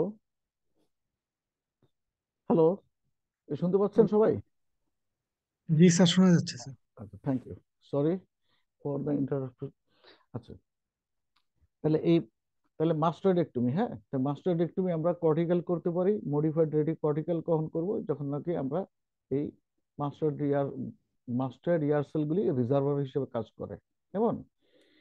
আর ক্রনিক সাপোর্টিভ অর্টারিস মিডিয়া, যেখানে এই ডিসচার্জটা বন্ধ হচ্ছে না, তখন আমরা কর্টিক্যাল মাস্টার্ডেক্টমি করব। আর মডিফাইড রেডিক্যাল মাস্টার্ডেক্টমি কখন করব, যখন atticoantral variety of chronic suppurative otitis media or chronic supportive orthosis media with কমপ্লিকেশন। তাই কমপ্লিকেশন কি, ওই যে এক্সট্রাক্রেনিয়াল ইন্ট্রাক্রেনিয়াল, কেমন, যে যেটাই হোক আমরা মডিফাইড রেডিক্যাল করব। আর রেডিক্যাল কখন করব, রেডিক্যাল আমরা একেবারে যদি মিডলিয়ার ক্যাভিটিতে কার্সিনোমা হয়, গ্রানুলোমা হয়, লিম্ফোমা হয়, আর অর্টাইটিস এক্সটার্না মেলিগন্যান্স। অর্টাইটিস এক্সটার্না মেলিগন্যান্স হলো একটা নন মেলিগন্যান্ট কন্ডিশন, কিন্তু নামটা হলো অর্টাইটিস এক্সটার মেলিগন্যান্স। কেন, এমন তার সিভিয়ার ডায়াবেটিস, আনকন্ট্রোল ডায়াবেটিস, কেমন, তার কিডনির ফাংশন ঠিক নাই, লিভারের ফাংশন ঠিক নাই, তার ইমিউন সাপ্রেশন আছে, বা ক্যান্সারের পেশেন্ট, অন্য কোনো জায়গায় ক্যান্সারের ওষুধ খাচ্ছে, বডির ইমিউনিটি কমে গেছে, বা কোনো জায়গায় ট্রান্সপ্লান্টেশন হয়েছে, ট্রান্সপ্লান্টেড অর্গান যেন রিজেকশন না হয়, তাকে অটো ইমিউন ডিজিজের জন্য যে ওষুধ দেওয়া লাগে সেগুলি দিচ্ছে, তার ইমিউনো কম্প্রোমাইজ হয়েছে, এই সমস্ত রোগীর ক্ষেত্রে আমরা কর্টিক্যাল মাস্টার, সরি, রেডিক্যাল মাস্টার্ডেক্টমি করে দেব। তার পেরিটনসিলার অ্যাবসেসিস কি, টনসিল, টনসিল তো আপনারা সবাই জানেন, তাই না? হ্যাঁ, টনসিলাইটিস। তো এই টনসিলাইটিস ইউজুয়ালি হয় চিলড্রেনদের, কেমন। স্যার একটু ওই যে কিন্তু সিএসএম এসএম এর ব্যাপারে স্যার একটু কোশ্চেন ছিল স্যার। হ্যাঁ, হ্যাঁ, প্লিজ বলুন। স্যার এই মানে এটা মানে আমাদের কাছে যখন প্র্যাকটিসের সময় যদি স্যার আসে স্যার, আমরা হ্যাঁ, এএসওএম এবং সিএসএম এর জন্য স্যার ট্রিটমেন্ট অপশন আমাদের জন্য, জিপিদের জন্য কি থাকবে মানে আচ্ছা, ট্রিটমেন্ট যদি জি স্যার। হ্যাঁ, এএসএম এ কি কি নিয়ে আসে? এএসএম হলো অ্যাকিউট কন্ডিশন নিয়ে আসবে, হ্যাঁ। অ্যাকিউট সাপোরেটিভ অর্টারিস মিডিয়া, এটা হলো মিডল জি ইয়ার স্যার। ক্যাভিটির ভিতরে একটা যে কোনো কারণে, আপার রেসপিরেটরি ট্র্যাক্ট ইনফেকশনের কারণে, এডিনয়েডের কারণে, ইউসিসিয়ান টিউব ব্লকের কারণে, কেমন, শীতের দিন জি স্যার।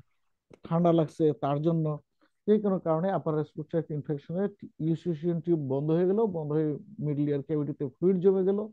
আগে এটা ছিল সেরাস, যদি সেরাস থাকে, ফ্লুইডটা এক্সুডেটিভ না হয়, তখন এটাকে বলি আমরা সেরাস অটারিস মিডিয়া বা গ্লু ইয়ার বা হুম, সিক্রেটরি অটারিস মিডিয়া।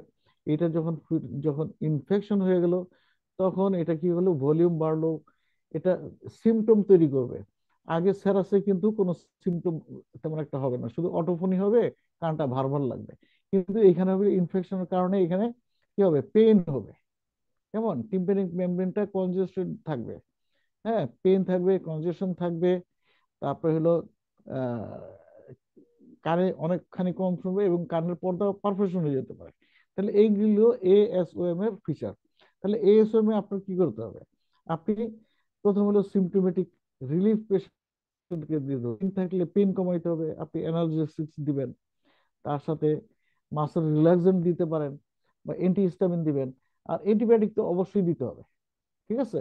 আর এখানে জি যদি স্যার। কানের পর্দা ফুটা হয়ে থাকে, তাহলে এই ফুটা দিয়ে যে সিক্রেশন গুলি আসবে, আমাদের প্রথম কাজ হলো কানের পর্দাটা ভালো করে দেখা। ওইখানে যদি কানের এক্সটার্নাল অডিটরি ক্যানেলে বা টিম্পানিক মেমব্রেনের উপর যদি কিছু থাকে, তাহলে আমরা ড্রাই মপিং করে হোক বা সাকশন দিয়ে হোক, কানটা আগে আমরা দেখবো পর্দাটার কি অবস্থা। পর্দা দেখলে আপনি বুঝতে পারবেন এটা এএসএম নাকি ওএমই, ঠিক আছে। এখন পেশেন্টের তো আপনি হিস্ট্রি নেবেন, হিস্ট্রি নেবেন না? হিস্ট্রি নিলে আপনার কতদিন ধরে, কত বছরে কয়বার হচ্ছে, কতদিন পর পর হচ্ছে, এগুলি নিলে আপনি whether it is otitis media, acute suppurative otitis media or chronic suppurative otitis media। তাহলে acute suppurative otitis mediaতে আপনি অ্যান্টিবায়োটিক দিবেন, এটা সেটা ইত্যাদি ইত্যাদি ইত্যাদি। তার সাথে আপনি এটা কি কি ফেট হতে পারে, এটা সম্পূর্ণ ভালো হয়ে যেতে পারে, যেমন টিম্পানিক মেমব্রেনটা টিম্পানোস্ক্লেরোসিস হয়ে যেতে পারে, থিকেন্ড হয়ে যেতে পারে, ইত্যাদি কতগুলি সিকুয়েন্স আছে। আর ক্রনিক সাপোর্টিভ অর্থাইটিস মিডিয়াতে পেশেন্ট আপনাকে নিজেই হিস্ট্রি দিবে এবং এই আপনি কানটা দেখবেন, ওইখানে পারফেকশন আছে কিনা, পারফেকশন ভিতর দিয়ে পুরলেন ডিসচার্জ থাকলে আপনি ওইটা ড্রাই মপিং করে এটা গন্ধটা নেবেন, কি ধরনের গন্ধ, এটা কি এটিকুয়েন্টাল ভ্যারাইটির মতো একটু মেলোডারাস নাকি মেলোডারাস না, আর হিস্ট্রি নিলে আপনি বুঝবেন। এখন যদি আপনি ক্রনিক সাপোর্টিভ অর্ডারস মিডিয়া বোঝেন, তাহলে ক্রনিক সাপোর্টিভ অর্ডারস মিডিয়াতে যদি এটা আপনার কোনো ডিসচার্জ না থাকে, শুধু পারফরমেন্স আছে আর ডেফনেস আছে, তাহলে পেশেন্টকে ইউ ক্যান অফার যে হ্যাঁ, আপনার কানের পর্দাটা ফুটা, আপনার যদি এই নিয়ম কানুনগুলি না মানেন সারা জীবন, তাহলে কি হবে, কানের ভিতরে পানি ঢুকবে, ওইখান থেকে ইনফেকশন হবে। আপনি যদি কান খোঁচান, পর্দার ছিদ্রটা আরো বড় হয়ে যাবে, এই আপনার কান খোঁচাখুচির কারণে আপনার কানে ইনফেকশন হবে। আপনার আপার রেসপিরেটরি ইনফেকশনকে এগুলি প্রিভেন্ট করতে হবে। ঠান্ডা খাবেন না, ঠান্ডা লাগবে, এই কতগুলি উপদেশ আপনি দিবেন, দিয়ে তাকে ফলো আপে রাখবেন।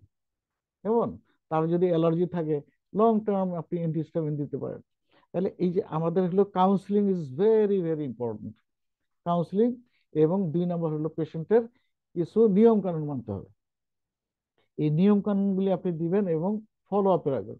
যদি ভেরি স্মল পারফেকশন হয়, অনেক সময় স্পন্টেনিয়াসলি এটা হিল হয়ে যায় পারফেকশনটা, কেমন।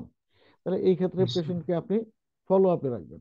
হ্যাঁ, প্রথম হলো 3 মাস পর পর আপনি আমার কাছে আসবেন, দেখা যায় যদি দেখেন ভালো, ঠিক আছে, 3 মাস পর আপনি ভালো আছেন, এখন 6 মাস পর পর আসেন। তাহলে এই যে অ্যাকিউট সাপোর্টিভ অর্থাইটিস মিডিয়াতে এখানে যেহেতু পেইন থাকবে, ফিভার থাকবে থাকবে কনস্টিটিউশনাল সিমটম গুলি থাকবে, আপনি ওগুলি ভালো করবেন। এর সাথে আপনি দেখবেন যে তার কোনো ফোকাস অফ ইনফেকশন আছে কিনা, যেমন এডিনয়েড ফোকাস অফ ইনফেকশন থাকতে পারে, এডিনয়েড যদি বড় হয় ইউসিসি টিউব বন্ধ করে দেবে।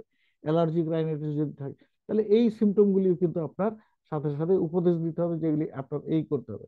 নাকের হাড় বাঁকার জন্য কি হতে পারে, hypertrophy terminate to the opposite side হতে পারে। সেটার জন্য ইউসিএশন টিউব ব্লক, বারবার কানে ইনফেকশন হচ্ছে। আপনার ওটা নোটিস করতে হবে। ঠিক আছে, আমার কথা বুঝতে পারছেন? জি স্যার।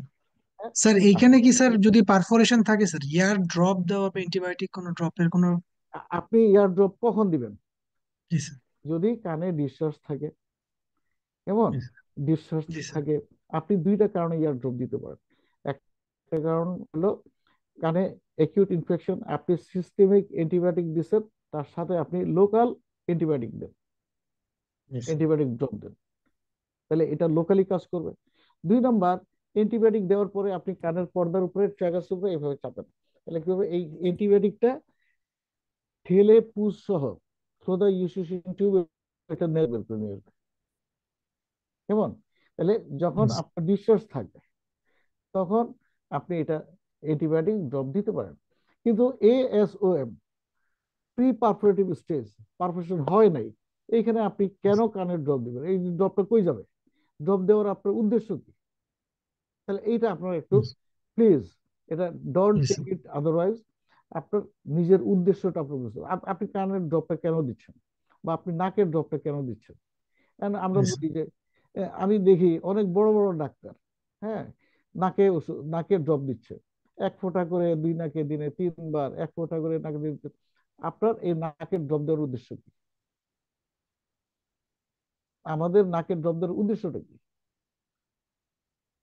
তো আমি আমার উদ্দেশ্য বুঝি, আমি নাকের ড্রপ দিব এই জন্য, এটা লোকাল নেজাল ডিকনজেস্টেন্ট। ঠিক আছে? তো নাকের টার্মিনেট থাকে, নাকের টার্মিনেটটা কি করে, বড় হয়ে পিছন দিকে গিয়ে ইউসিশন টিউবের উপর চাপ দিয়ে ইউসিশন টিউব বন্ধ করে দেয়। এখন আপনি এক ফোঁটা যদি নাকের ড্রপ দেন, এটা তো এই শুধু এই ভেস্টুলার এখানেই শেষ হয়ে যাবে। আমার কথা ঠিক কিনা? এখন নাকের ড্রপ আপনি জি দিলেন, স্যার। দিলেন, কিন্তু আপনি আপনার উদ্দেশ্যটাই বুঝলেন না। তা আমি যে উদ্দেশ্য দেই, সেটা হলো এই ড্রপটা নাক দিয়ে টিউব পর্যন্ত যাবে। ওইখানে আমরা তো অনেক সময় দেখি না, টার্মিনেটটা হাইপারট্রফি হয়ে ইউসিশন টিউবের উপরে গিয়ে চাপ দিয়ে ইউসিশন টিউব বন্ধ করে দিল, অথবা ইউসিশন টিউবের চতুর্দিকে যেই লিম্ফয়েড ফলিকুল গুলি থাকে, ওগুলি বড় হয়ে এটা বন্ধ করে দিল। আমার উদ্দেশ্য হলো এই ইউসিশন টিউব পর্যন্ত এই ড্রপটা যেন যায়, গিয়ে এটাকে কি হবে, এই লিম্ফয়েড ফলিকুল গুলি এটা ডিকনজেশন করবে, করলে এই টিউবটা খুলে যাবে। টার্বিনেট যদি টার্বিনেট যদি হাইপারট্রফি থাকে, এই হাইপারট্রফি টার্বিনেটটা শ্রিঙ্ক করে ছোট হবে, এটার উপর চাপ কমে যাবে। এইটা হলো আমার উদ্দেশ্য। তাহলে আমার ড্রপ দিতে হবে কত কত ফোঁটা? কমপক্ষে 6 থেকে 10 ফোঁটা এক এক নাকে। আমি যদি এক ফোঁটা দুই ফোঁটা তিন ফোঁটা দেই, আমার তো নাকের এখান থেকে সামনে একটু আসলেই তো এই ড্রপ তার শেষ হয়ে যাবে। তাহলে আমার দিতে হবে এডিকুয়েট পরিমাণ, যেটা ইউসিশিয়ান টিউব পর্যন্ত যাবে। তাহলে নাকের দেওয়ার উদ্দেশ্যটা এটা। আর কানের ড্রপ দিব আমরা এই জন্য, এটা লোকাল অ্যান্টিবায়োটিক হিসেবে কাজ করবে। আর দুই নাম্বার, কানের পর্দার মিডলের ক্যাভিটিতে পানি জমে, ডিসচার্জ জমে, পুজ জমে, এটা এক্সটার্নাল অডিটরি ক্যানেল দিয়ে চলে আসতেছে। তাহলে আমি নাকের ড্রপ দিচ্ছি আর কানের ড্রপ দিচ্ছি এই পরিমাণ, যে এটা দিয়ে কানের ট্র্যাগাসের এখানে যদি আমি প্রেস করি, অক্লুড করে, তাহলে কি হবে, এই এই অ্যান্টিবায়োটিকের চাপে পুজটা থ্রু দ্য ইউসিশন নেজোফেরিংস দিয়ে চলে আসবে। তাহলে ওই ইউসিশন টিউবটা আমার কি হলো, অ্যান্টিবায়োটিকের কাভারেজে চলে আসলো। এখন আপনার কান ড্রাই, কানের নিঃশ্বাস আসতেছে না, কেমন, এটা পর্দাটা ছিদ্রটা ছোট, আপনি কানের ড্রপ দিলেন, তাহলে যেখানে ফুটাটা স্পন্টেনিয়াসলি হিল হয়ে যাচ্ছে, কেমন, সুইং করে আস্তে আস্তে আস্তে আস্তে হিল হয়ে যাচ্ছে, এইখানে আপনি ড্রপ দিচ্ছেন, এই ড্রপটা তো এটাকে হিল হওয়ার সুযোগ দিচ্ছে না। আপনারা কি আমার পয়েন্টটা ধরতে পারছেন? জি মনে স্যার। জি স্যার। হ্যাঁ, মনে করেন একটা স্মল পারফেকশন, জি sir. Let it heal spontaneously, জি স্যার। তাই না? তাহলে এটা যদি কোন কোন পথ যদি আপনি ব্যবহার না করেন, আপনার বাড়ির পাশে দিয়ে যদি একটা পথ নাই, ধান ক্ষেতের উপর দিয়ে যদি আপনি প্রত্যেক দিন চলাফেরা করেন, ওইখানে দেখবেন আপনার চলার একটা পথ হয়ে গেছে, আইল হয়ে গেছে। ঠিক আছে? এখন ওই আইলটা যদি আপনি বন্ধ করতে চান, তাহলে কি করতে, ওর উপর দিয়ে যেন কেউ না চলাচল করে। তাই না? তাহলে কানের পর্দায় যেখানে ছোট একটা ফুটে আছে, এইখানে আপনার কোনো ডিসচার্জ নাই, কোনো কিছু নাই, কেমন? তাহলে এটাকে আপনি হিল হওয়ার একটা সুযোগ দিতে হবে। এই পথটার ব্যবহার বন্ধ করতে হবে। আপনি যদি ড্রপ দেন, এই ড্রপ এখানে হিল হচ্ছে ফুটাটা, আপনি এখানে ড্রপ দিলে এই ফুটা দিয়ে ড্রপ করতে দিয়ে ঢুকতেছে ঢুকতেছে ঢুকতেছে, তাহলে এই হিল হওয়ার প্রসেসটা আপনি বন্ধ করে দিলেন। সো আপনি কানটা যদি ড্রাই থাকে, ফুটা যদি ছোট থাকে অথবা বড় থাকে, আপনি এটাকে ডিস্টার্ব করেন না। আপনার মেন আমার মেন কাজ হলো ইস্যুশন টিউবটাকে পেটেন্ট রাখা, কেমন? তাহলে এই ক্ষেত্রে আমরা কি করব? অবজার্ভ করব পেশেন্ট, কেমন? তাকে এই অ্যাডভাইস দিব যে আপনি কান খোঁচাবেন না। কান যত খোঁচাবেন কি করবে, মুরগির পাখনা দিয়ে কটন বার দিয়ে একে ফুটাটা বড় হইতে থাকবে। এক। দুই নাম্বার, ইনফেকশন পেনিট্রেট করাবে, তাহলে এইটা নিষেধ করবেন। কানে যেন পানি না যায়।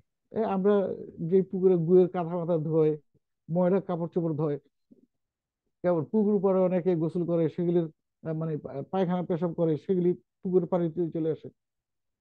এই পুকুরের পানি দিয়ে যদি আমরা ডুবে গোসল করি, তাহলে আমাদের এখানে এই কানের ভিতরে আপনার যাবে ডার্টি ওয়াটার ঢুকবে, এটা কানটা আবার রিইনফেকশন করবে।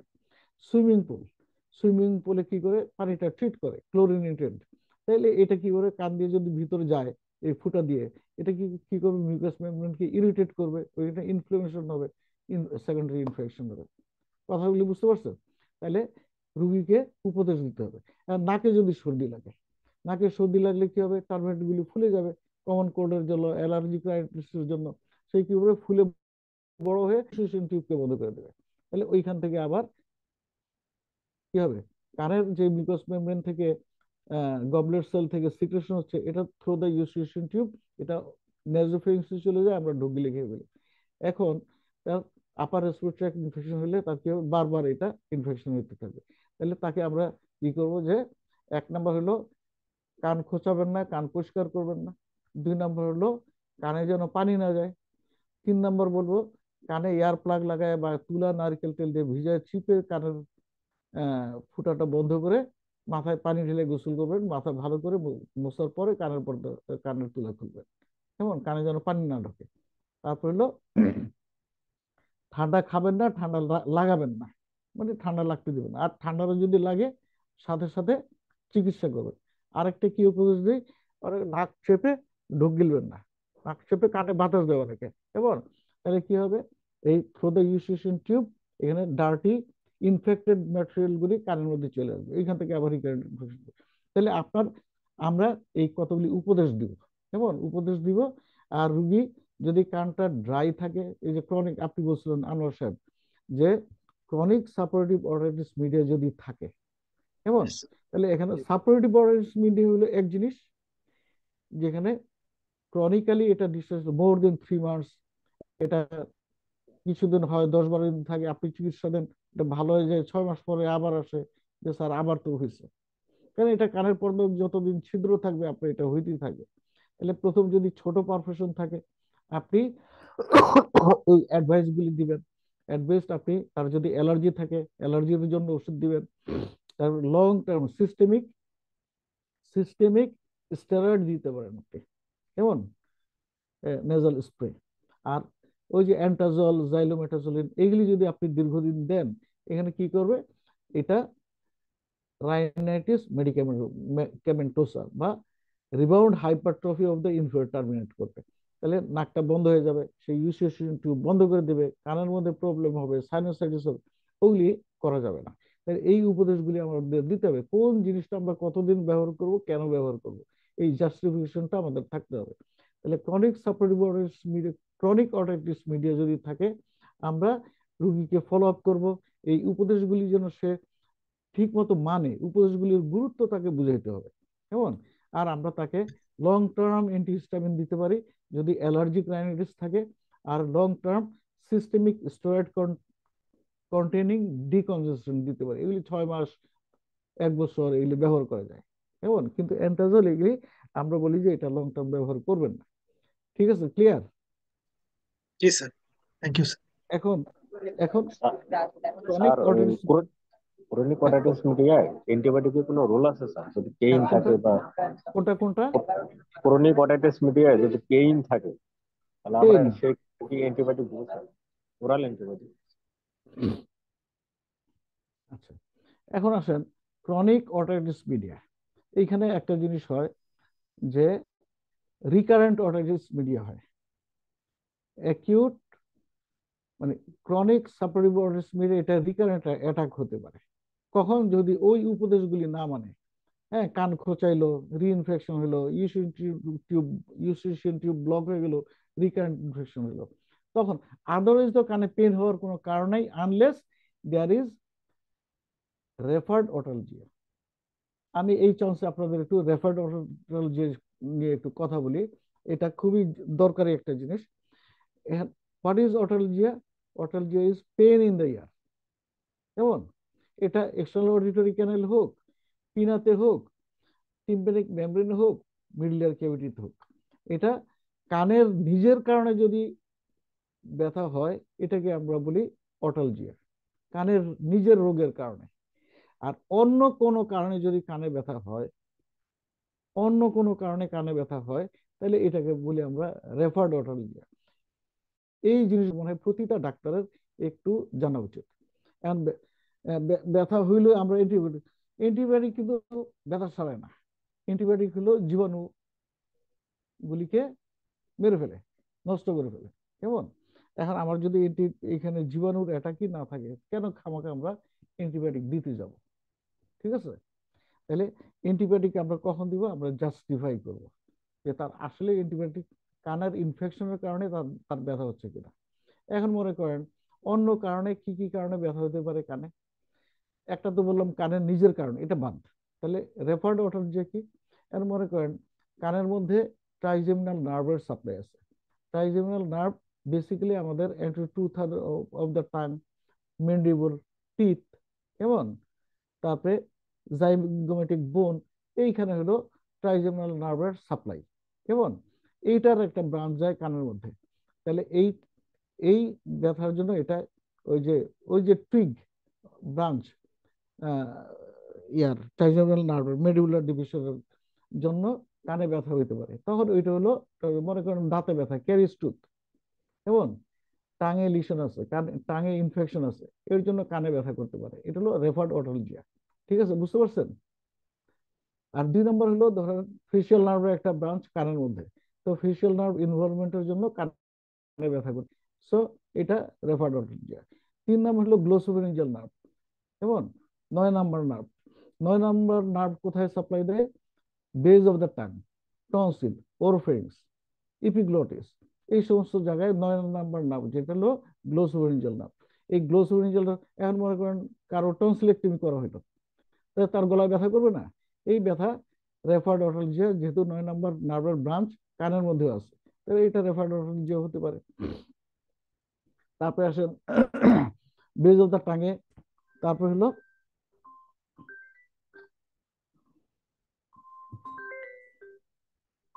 হ্যাঁ না, হ্যাঁ হ্যাঁ যাবো কালকে আমি, হ্যাঁ।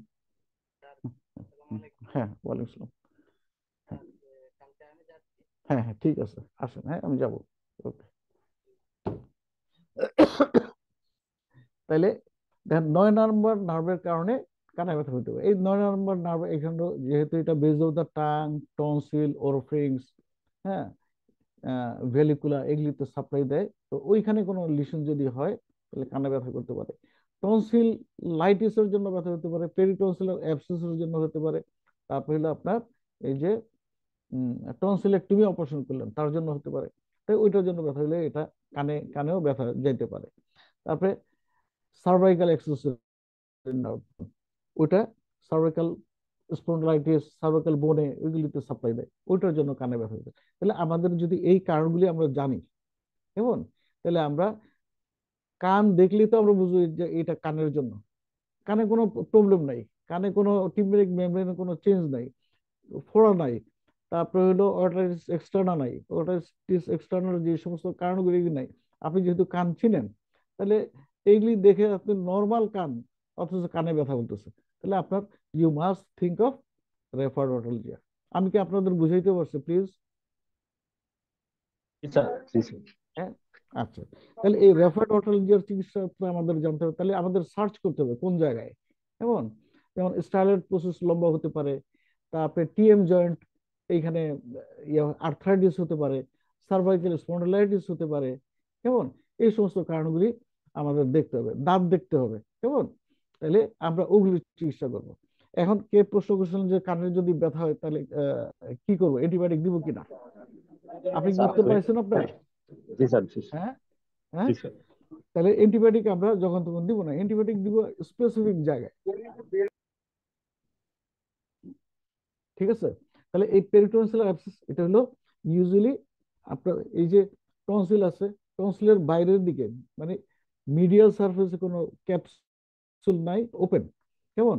আর ল্যাটারাল সারফেসে একটা ক্যাপসুল থাকে, এই ক্যাপসুল এবং টনসিল এই যে জায়গার মধ্যে একটা স্পেস থাকে, পেরিটনসিলার স্পেস। এই স্পেসের মধ্যে কি হয়, অ্যাকুমুলেশন অফ পাস, এটা যদি হয় এটাকে বলি আমরা পেরিটনসিলার অ্যাবসেস। কেমন? তাহলে এই অ্যাবসেস হলো টনসিলের ইউজুয়ালি একদিকে হয়। কেমন? এই কি কি অর্গানিজম, এটা স্ট্রেপ্টোককাস, স্টেফিলোককাস, হিমোফিলাস। কেমন? তো এগুলির জন্য টনসিলটা হলো সিভিয়ার পেন হয়। এই সিভিয়ার পেনের জন্য সে জিহ্বাও নাড়াইতে পারে না, মুখের মুভমেন্টও কমে যায়। এই জন্য তার কি হবে, মানে কথার শর্টটা, মানে মুখের মধ্যে গরম আলু নিয়ে যদি কথা বলে তাহলে ওইটাকে বলি আমরা হট পটাটো ভয়েস। মুখের মধ্যে গরম আলু নিয়ে এটা গিলতেও পারতেছেন না, ফেলতেও পারতেছেন না। এরকম অবস্থায় আপনাকে যদি বলে যে কেমন আছো, আপনার গলার স্বরটা যেমন হবে এই পেরিটনসিলার অ্যাবসেসে ওরকম হবে। তাহলে ওই টনসিলটা দেখতে হবে কি, কনজেস্টেড হবে, রেডেন্ট হবে, অ্যান্টিপিলার গুলি কনজেস্টেড থাকবে, ইভুলাটা ইডিমা থাকবে, প্যালেট সফট প্যালেটটা ইডিমেটাস থাকবে। কেমন? আর এটা টনসিলটা সোলেন থাকবে। আপনি জিহ্বা দেখবেন যেহেতু নিজে লালা নিজে গিলতে পারে না, খুবই কষ্ট হয়, মুখ ড্রিবলিং অফ সালাইভা, হ্যাঁ, ফাউল স্মেলিং হবে, কারণ মুখের 2 দিন 3 দিন ধরে লালা জমে আছে, এগুলি গিলতেও পারে না ব্যথার জন্য, হ্যাঁ, খাইতে পারে। তার হলো কানের মধ্যে ব্যথা হবে, এই যে একটু আগে যেটা বললাম যে রেফার্ড অটলজিয়া। কেমন? এইখানে একটা ইম্পর্টেন্ট জিনিস হলো এখানে সাথে ওই জোগুলো ডায়াগনস্টিক লিম্ফ নোডটা হাইপারট্রফি থাকবে। কেমন? এটা আপনি পালপেবল থাকবে এবং টেন্ডার থাকবে। কিন্তু ক্রনিক টনসিলাইটিসে যেগুলো ডায়াগনস্টিক লিম্ফ নোড এটা পালপেবল থাকবে, নন টেন্ডার থাকবে। ক্রনিক টনসিলাইটিস হলো বাইল্যাটারাল যেগুলো ডায়াগনস্টিক লিম্ফ নোড আপনি পালপেবল পাবেন, এইখানে হলো ইউনিল্যাটারাল লিম্ফ নোড পালপেবল পাবেন, টেন্ডার পাবেন।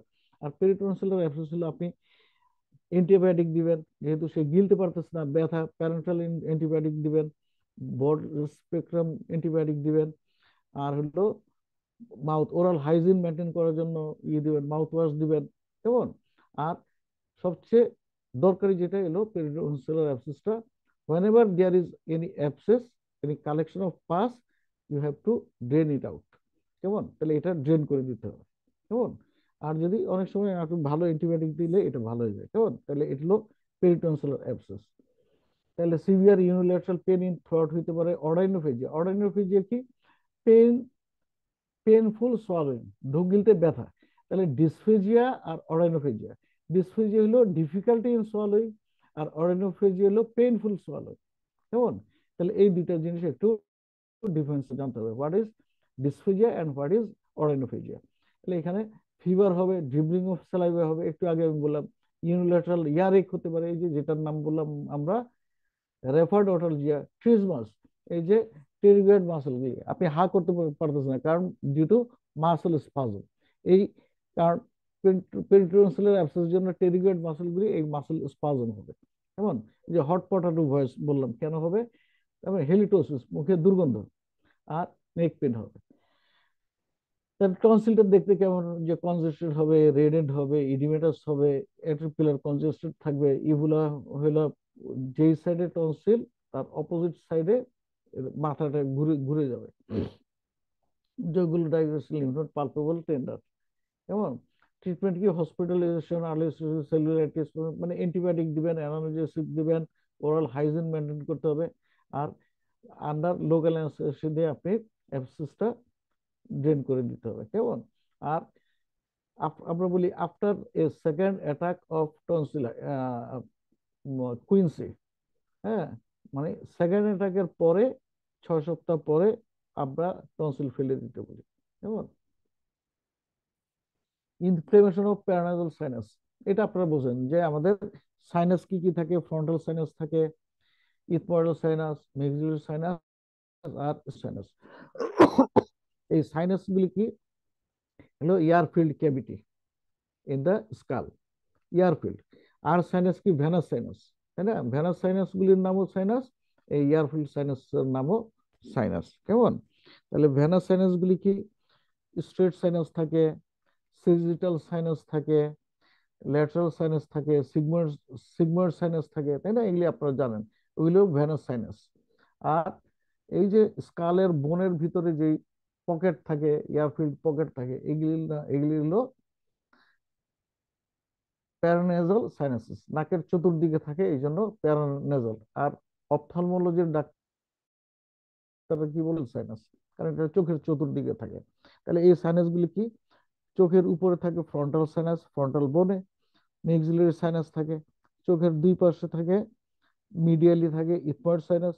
আর স্ফেনার সাইনাস হলো স্ফেনার বোনের মধ্যে এবং বেজ অফ দ্য স্কালে। কেমন? তাহলে এইগুলি তো হলো সাইনোসাইটিস। এটা কিভাবে হয়? এই সাইনাস গুলি কোনটা কোথায় ড্রেন করে এটা আমরা একটু আগে জানছি, সেটা হলো মিডল, এটা ফ্রন্টাল সাইনাস হলো ইথময়েডাল রিসেস, এখানে সুপ্রেটার ইয়াতে ড্রেন করে, সরি মিডল মিয়াটাসে ড্রেন করে। শুধু স্ফেনার সাইনাসটা হলো এটা ওপেন করে, যেমন স্ফেনোইডাল সাইনাস। আর frontal sinus, ethmoidal sinus and maxillary sinus, এই তিনোটা ওপেন করে মিডল মিয়াটাসে। কেমন? তাহলে ইনফেরমিটাসে কি ওপেন করে এটা সবাই জানেন। ইনফেরমিটাসে অনলি ওপেন করা হলো আপনার নেজোলেক্রিমাল ডাক্ট। ঠিক আছে? তাহলে এই সাইনাসগুলি যদি ড্রেন করার পথ, মানে এই যে এখানে কিছু মিউকাস মেমব্রেন থাকে, গবলেট সেল থাকে, আর এখানে মিউকাস মেমব্রেন হলো কলামনার সিলিয়েটেড ইপিথেলিয়াম, সিলিয়েটেড কলামনার ইপিথেলিয়াম। যে সিক্রেশনটা হয় এই সিলিয়ারি অ্যাক্টিভিটির জন্য এটা টুয়ার্ডস দা, এটা নাকের ভিতর থেকে বের হয়ে টুয়ার্ডস দা অস্টিয়াম চলে আসে, অস্টিয়াম থেকে এটা নাকের মধ্যে চলে আসে। আমরা এই যে নাক থেকে এটা অ্যাক্টিভিটির নেজোসিলিয়ারি অ্যাক্টিভিটির জন্য এটা ওরোফেরিংসে যায়। কেমন? আমরা ঢুক গেলে এটা খেয়ে পেটের মধ্যে পাঠিয়ে দিই। তা এরকম প্রচুর পানি জমা হচ্ছে সাইনাসগুলিতে, এগুলি নাকের মধ্যে আসে, নাক দিয়ে এটা ড্রেন করে। তাহলে নাক হলো কত ইম্পর্টেন্ট একটা জিনিস। আপনারা কি নাকের কি কাজ এটা জানেন? ফিজিওলজি অফ দ্য নোজ, হ্যাঁ? না জানলে একটু, আমি যদি সময় থাকে, আপনাদের ক্লাসের তো টাইম শেষ হয়ে যাচ্ছে, আমরা দেখি আমাদের কতটুকু শেষ করলাম। আমরা mustard sinus tonsillitis throat infection peritonsillar abscess বলছি। আচ্ছা, তাহলে এই সাইনাস গুলিতে যে ফ্লুইডটা জমা হয়, এই ফ্লুইডটা কি করে মিউকোসিলিয়ারি অ্যাক্টিভিটির কারণে এই ফ্লুইডটা টুয়ার্ড দ্য অস্টিয়াম এসে এটা তো নাকের মধ্যে চলে আসে। নাক থেকে এটা কি করে, নাকের যে ইপিথিলিয়াম গুলি আছে, 3 ধরনের ইপিথিলিয়াম, এটা সবাই জানেন। একটা নাকের ভেস্টিবল, মানে বাইরের দিকে যেটা থাকে, এটা হলো সিলিয়েট, এটা হলো স্ট্রেটিফাইড স্কোমাস ইপিথিলিয়াম। নাকের মধ্যে যে ইয়াগুলি থাকে এগুলো রেসপিরেটরি ইপিথিলিয়াম, এগুলোর সিলিয়েটেড কলামনার ইপিথিলিয়াম। আর নাকের যে রুফের দিকে ক্রিবিফর্ম প্লেট অফ ইথময়েড, যে জায়গায় এই রুফের দিকে এইখানে যে ইপিথিলিয়াম, এগুলো হলো অলফ্যাক্টরি ইপিথিলিয়াম। এই অলফ্যাক্টরি ইপিথিলিয়ামের জন্য আমরা ঘ্রাণ পাই। কেমন? তাহলে এই রেসপিরেটরি ইপিথিলিয়াম কি করে, এই সিক্রেশন গুলি ওরোফেরিংসের দিকে নিয়ে যায়, নিয়ে গেলে আমরা ঢোক গিলে এটা খেয়ে খেয়ে ফেলি। কেমন? এই জন্য নাকটা খুবই ইম্পর্টেন্ট। এখন এই সিক্রেশন গুলি যদি বের হতে না পারে কোনো কারণে, আইদার অ্যালার্জির জন্য, অথবা বনি কোনো অ্যাবনর্মালিটির জন্য, অথবা কোনো ডিজিজের কারণে, মনে করেন ইথময়েডাল পলিপ হইলো, বা অ্যান্ট্রোকোনাল পলিপ হইলো, রাইনোস্পোরাইসিস হইলো, এমন যে কোনো কারণে যদি, বা ডিভিয়েটেড নেজাল সেপ্টামের কারণে, অথবা হাইপারট্রফি টার্মিনেটের কারণে, এইগুলির কারণে এই সাইনাস গুলির ড্রেন যদি ঠিক মতো না হয়, অস্টিয়ামটা বন্ধ হয়ে যায়, তাহলে এই যে কন্ডিশনটা, এই কন্ডিশনটা বলি অর্টাইট সাইনোসাইটিস। এই সাইনোসাইটিসটা যখন পুরুলেন্ট হয়ে যাবে, তখন এটাকে বলি আমরা সাপোরেটিভ সাইনোসাইটিস। আর যদি পুরুলেন্ট না হয়, ওই যে অর্টাইটিস মিডিয়া, সেরাস অর্টাইটিস মিডিয়া ওর মতো, কারণ এখানে পুজ হয় না এখনো, তখন এটাকে আমরা বলি নন সাপোরেটিভ অর্টাইটিস সাইনোসাইটিস। কেমন? তাহলে মেইন জিনিসটা হলো এই যে ফ্লুইডটা এনট্র্যাপড হয়ে গেল, এটা বের হতে পারলো না। বের হতে না পারার জন্য এখানে জমা হলো সেকেন্ডারি ব্যাকটেরিয়াল ইনফেকশন হলো, ভলিউমটা বাড়ানোর দিল, প্রেশারের জন্য হেডেক হবে, হবে ইত্যাদি। কেমন? তাহলে এই সিমটম গুলি অনেক হতে পারে, হেডেক, ফেশিয়াল পেন, মেলেজ, হ্যাঁ, তারপরে এই জন্য মাথা ধরা, যেমন বিকালে বিকালে বিশেষ করে মাথা ধরা যদি ফ্রন্ট মিডিলের সাইনোসাইটিস হয়, এটার ড্রেনেজটা হলো রেট্রোগ্রেড, উপর দিকে। কেমন? তাহলে উপর দিকে ড্রেন হইতে যদি না পারে, এটা উপর দিকে, তাহলে এই মিডিলের সাইনাসে ফ্লুইড জমা থাকবে। কখন জমা থাকবে? যখন এটা মাথাটা আপরাইট থাকে। আর যদি আমরা শুয়ে থাকলে এটা কি হবে?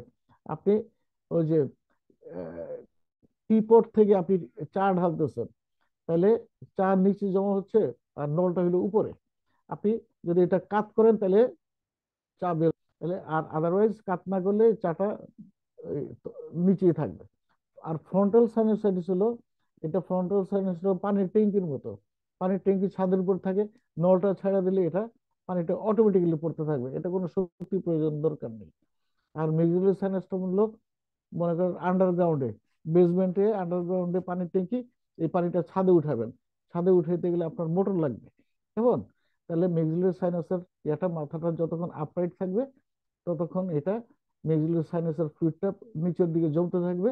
যদি অবস্ট্রাকশন থাকে, তাহলে বিকালে কি হবে, এটার প্রেশারটা বাড়বে, পানির টেনশনটা বাড়বে, আপনার মাথা ধরা থাকবে, মেজাজ খারাপ থাকবে। কেউ কেউ বলবে যে না, ওর ব্যবহারই খারাপ, এই জন্য এরকম মানুষের সাথে খেচর মেচর করে।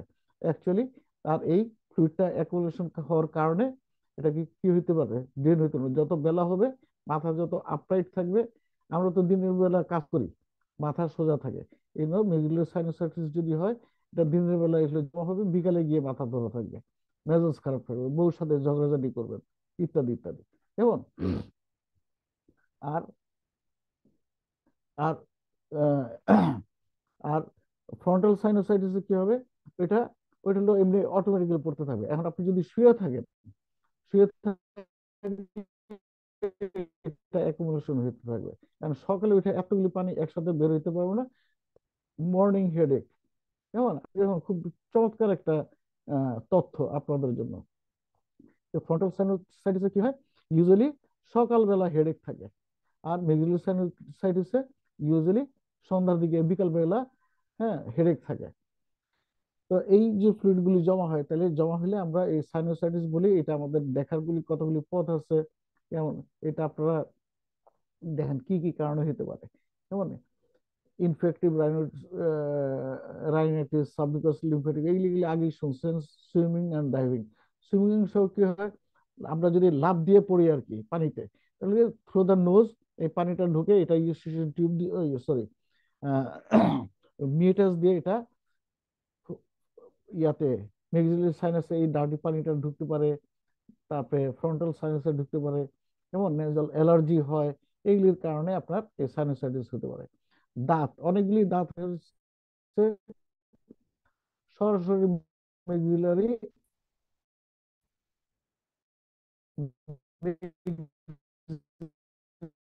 সাথে এটা দাঁতের রুট গুলি মেক্সিলাতে গিয়ে পৌঁছায়, ইনফেকশন হতে পারে। ফ্র্যাকচার, হ্যাঁ, সাইনাস হঠাৎ করে বা হঠাৎ করে পানি অনেক নিচে যান হইতে পারে। কেমন? ও, তাহলে এই ট্রিটমেন্ট আমরা কিভাবে করব? আমরা এই সাইনোসাইটিসের ট্রিটমেন্ট আমরা কি করি? আগে রেডিওলজিক্যাল এক্সামিনেশন করে আমরা দেখি এই সাইনাস, কোন কোন সাইনাসটা ইনভলভ, সেই সাইনাস গুলি আমরা দেখি। দেখে আমরা এইখানে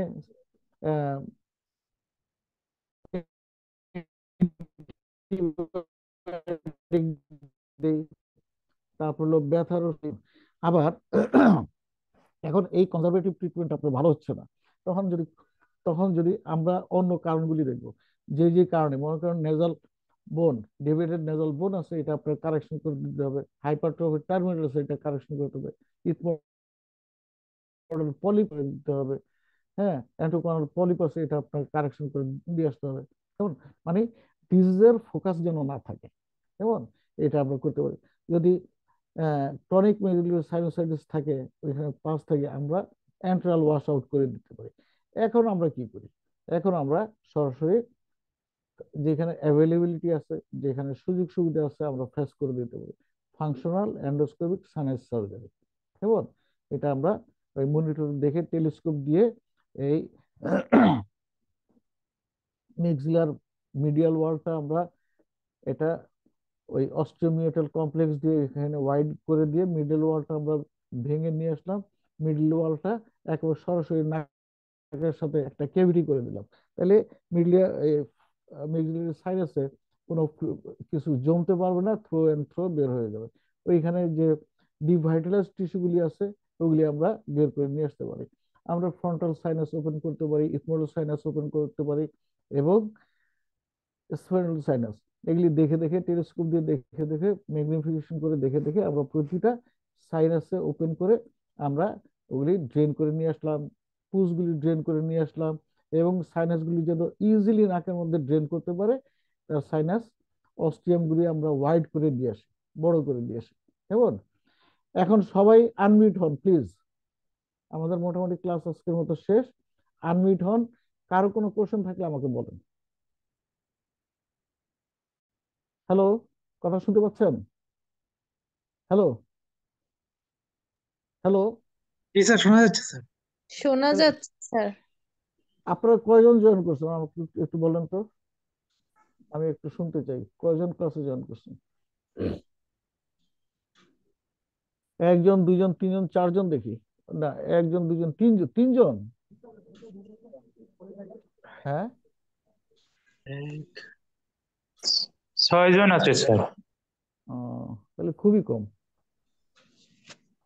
আচ্ছা, এই ক্লাসটা কি আপনাদের জন্য ফ্রুটফুল মনে হইলো?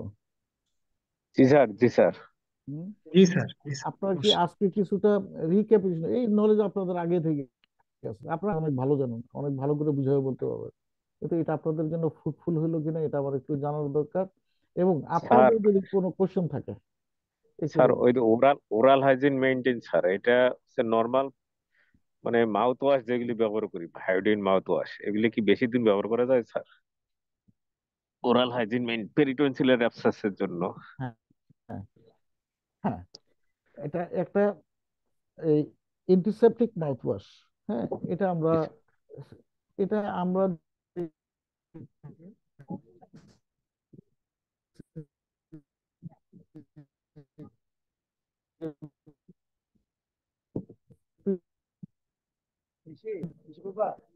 অনেক দেশে এটা ইউজ করে। আরএসএল কতগুলি থাকে, নলা থাকে,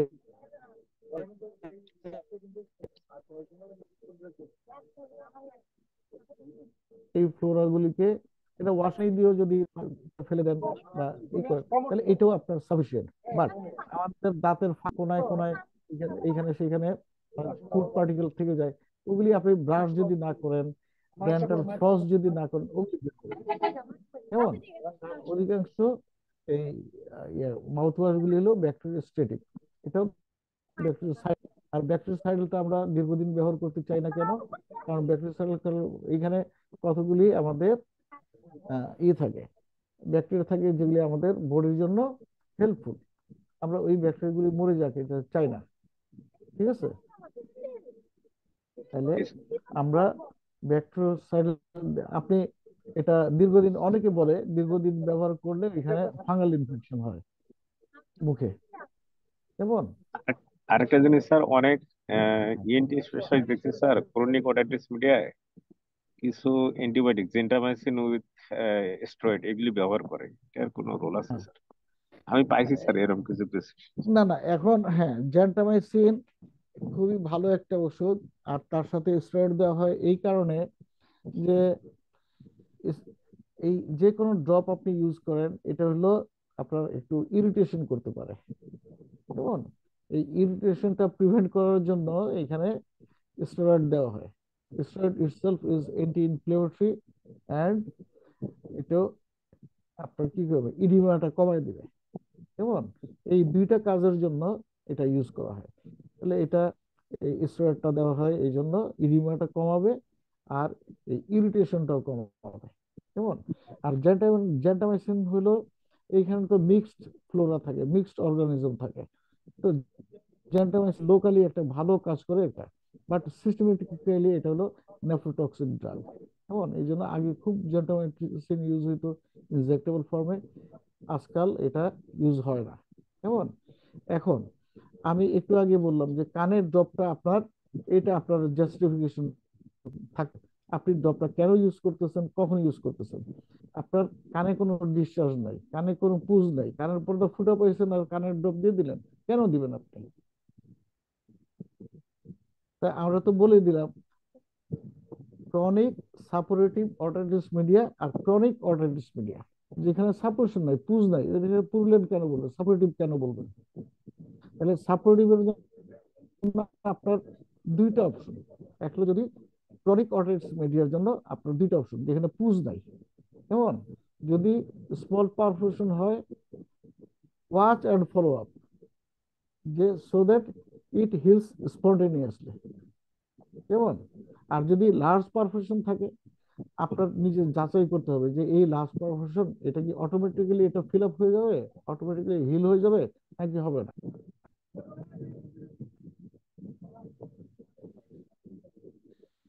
জি sir, thank you sir. Then in, কেমন, কারণটা অবশ্যই লাগাই ফেলতে, লাগাই ফেলে সুবিধাটা কি, এই যে আপনার সারা জীবন ধরে কানে এয়ার প্লাগ লাগায় বা তুলা দিয়ে গোসল করা। একটা জিনিস আমি সবসময় বলি, কোনো সময় বলবেন না কানে তুলা দিয়ে গোসল করবেন, কারণ তুলার কাজ কি, তুলার কাজ হলো চুষে চুষে পানি খাওয়া। কিন্তু তুলা কম দিবেন, তেলে আর জলে মিশ খায় না, এটা তো সবাই জানে। তাহলে তুলা নারকেল তেল দিয়ে ভিজে চিপে তেলটা ফালাই দিয়ে, যেমন। আর এখন ইয়ার প্লাগ পাওয়া যায়, এটা বাথরুমে রাখলে, এটা রাবারের জিনিস, এটা আগুনে পড়লেও আগুনে পড়া ছাড়া নষ্ট হবে না, এটা ইউজ করতে পারেন। তাহলে এই যে কানের পর্দা যদি ফুটা হয়, আপনি ওষুধ দিবেন কি দিবেন না, এটা নিজের জ্ঞানকে জিজ্ঞেস করতে হবে, আমি কেন দিব, এখানে খুব কোনো ড্রাই আছে, যেমন পারফেকশনটা স্মল আছে, কোনো পুজ নাই, আমি কেন দেবো, লেট ইট হিল। আর এই কথা যদি আপনি প্রত্যেকদিন ড্রপ দেন, তাহলে তো দরজা খোলাই থাকবে তার, দরজা বন্ধ হওয়ার, মানুষ যদি আসা যাওয়া করে দরজা দিয়ে, দরজা বন্ধ করতে পারবেন?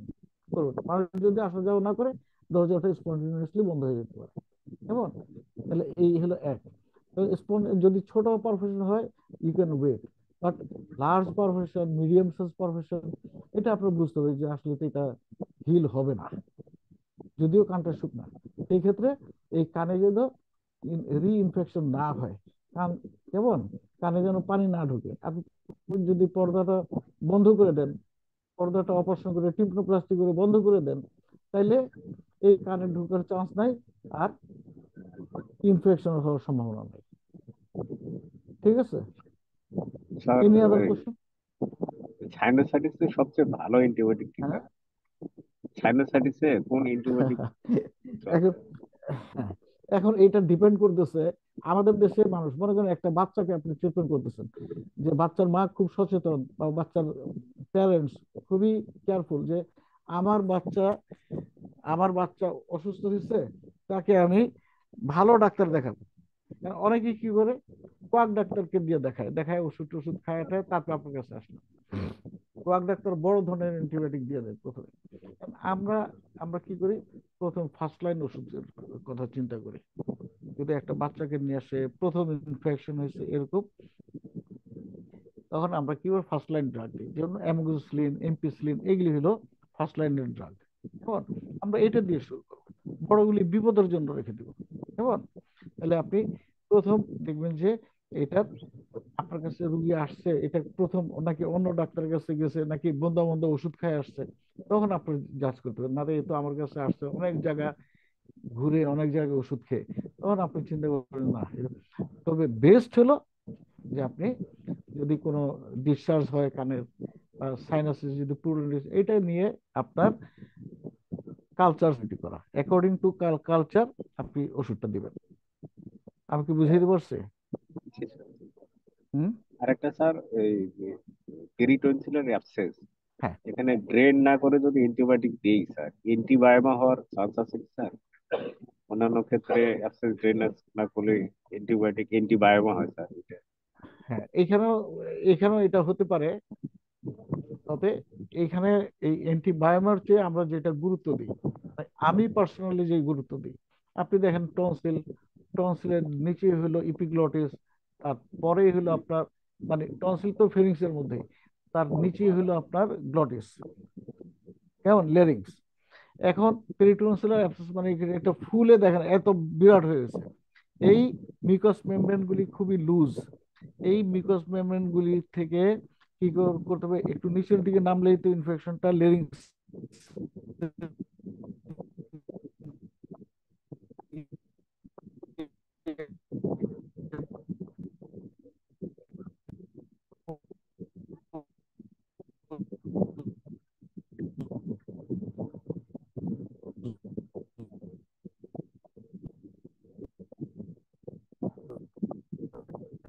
তাহলে লেরিঞ্জিয়াল ইডিমা হয়ে যাবে। অ্যান্টিবায়োমা আমি দেখি না আমার লাইফে, বাট আমি দেখছি এটা রেজলিউশন হয়ে, আপনি প্রপার, এটা খুব ছোট পাস কালেকশন হয় নাই, জাস্ট পেরিটনসিলাইটিস। হ্যাঁ, এখন আপনার কিন্তু ডাক্তার হিসেবে আপনার বুঝতে হবে যে whether it is peritonsilitis or peritonsillary abscess। তো অ্যাবসেস হলে এখানে আপনি দেখবেন যে যে ওই ক্রিপ দিয়ে পুজ বেরোচ্ছে এবং টনসিলের সারফেসটা হলো মেমব্রেনাস, এই পুরুলেন্ট টিস্যু দিয়ে সারফেসটা কভার করে গেছে। তো এই ক্ষেত্রে আপনি কি করবেন, যে এই টনসিলটা পেরিটনসিলার অ্যাবসেস কোন জায়গায় করতে হয়, ড্রেনটা প্র্যাকটিক্যালি আপনাদের দেখা দিতে পারলে ভালো হতো। অ্যাবসেসটা ড্রেন করবেন, বাট খুবই সাবধান, কারণ এখানে গ্লোসোভেঞ্জিয়াল নার্ভ থাকে, এইখানে টনসিলার আর্টারিগুলি, টনসিলটা ভাস্কুলার টিস্যু। হ্যাঁ, ওইখানে এখন উল্টাপাল্টা হইলে কিন্তু আপনার ইয়ে হয়ে যাবে, মানে একবারে ব্লিডিং হইতে হতে, কারণ পিছনে থাকে ক্যারোটিড আর্টারি। হ্যাঁ, কতটুকু জায়গায় ইনসিস্ট দিবেন, কোথায় ইনসিস্ট দিবেন, এই নলেজ না থাকলে এটা করতে যাওয়াটা ঠিক না। কেমন? তো এই পেরিটোনসিয়াল অ্যাবসেস, এই জন্য আমরা যেটা করব, আমরা এটা জেনে, এটা এই অ্যাবসেস ড্রেন করতে হবে, এবং হলো অ্যান্টিবায়োটিক ব্রড স্পেকট্রাম এবং গ্রাম পজিটিভ নেগেটিভ কাভার করে এমন অ্যান্টিবায়োটিক দিতে হবে। কেমন? আর হলো পেন কিলার দিবেন, মাউথ ওয়াশ ভেরি ইম্পর্টেন্ট। যেমন এখানে মাউথ ওয়াশ এটা দিতে হবে। হ্যাঁ, তার সাথে thank you sir. Painkiller দিতে হবে। কেমন? তো আর কোনো কোশ্চেন? না স্যার, আর করতে চাই। তো ঠিক আছে, আজকে কি ক্লোজ করব? জি স্যার, ক্লোজ করে। আপনারা আপনারা আপনারা কি আজকের ক্লাসে আপনারা হ্যাপি? জি স্যার, আচ্ছা, আমার তাহলে খুব ভালো সবাইকে লাগছে। Happy new year. Happy new year. Happy new year. Thank you sir. Okay, আল্লাহ হাফেজ। আল্লাহ হাফেজ। আল্লাহ হাফেজ, আসসালামু আলাইকুম স্যার। ওয়ালাইকুম আসসালাম। আসসালামু আলাইকুম স্যার। ওয়ালাইকুম আসসালাম। আসসালামু আলাইকুম স্যার। ওয়ালাইকুম আসসালাম।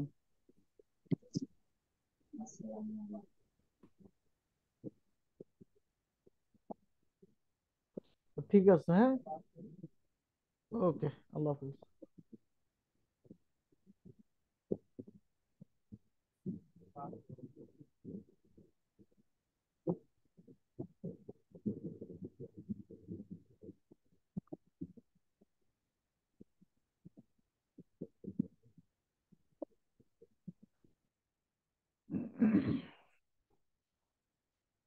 ওকে,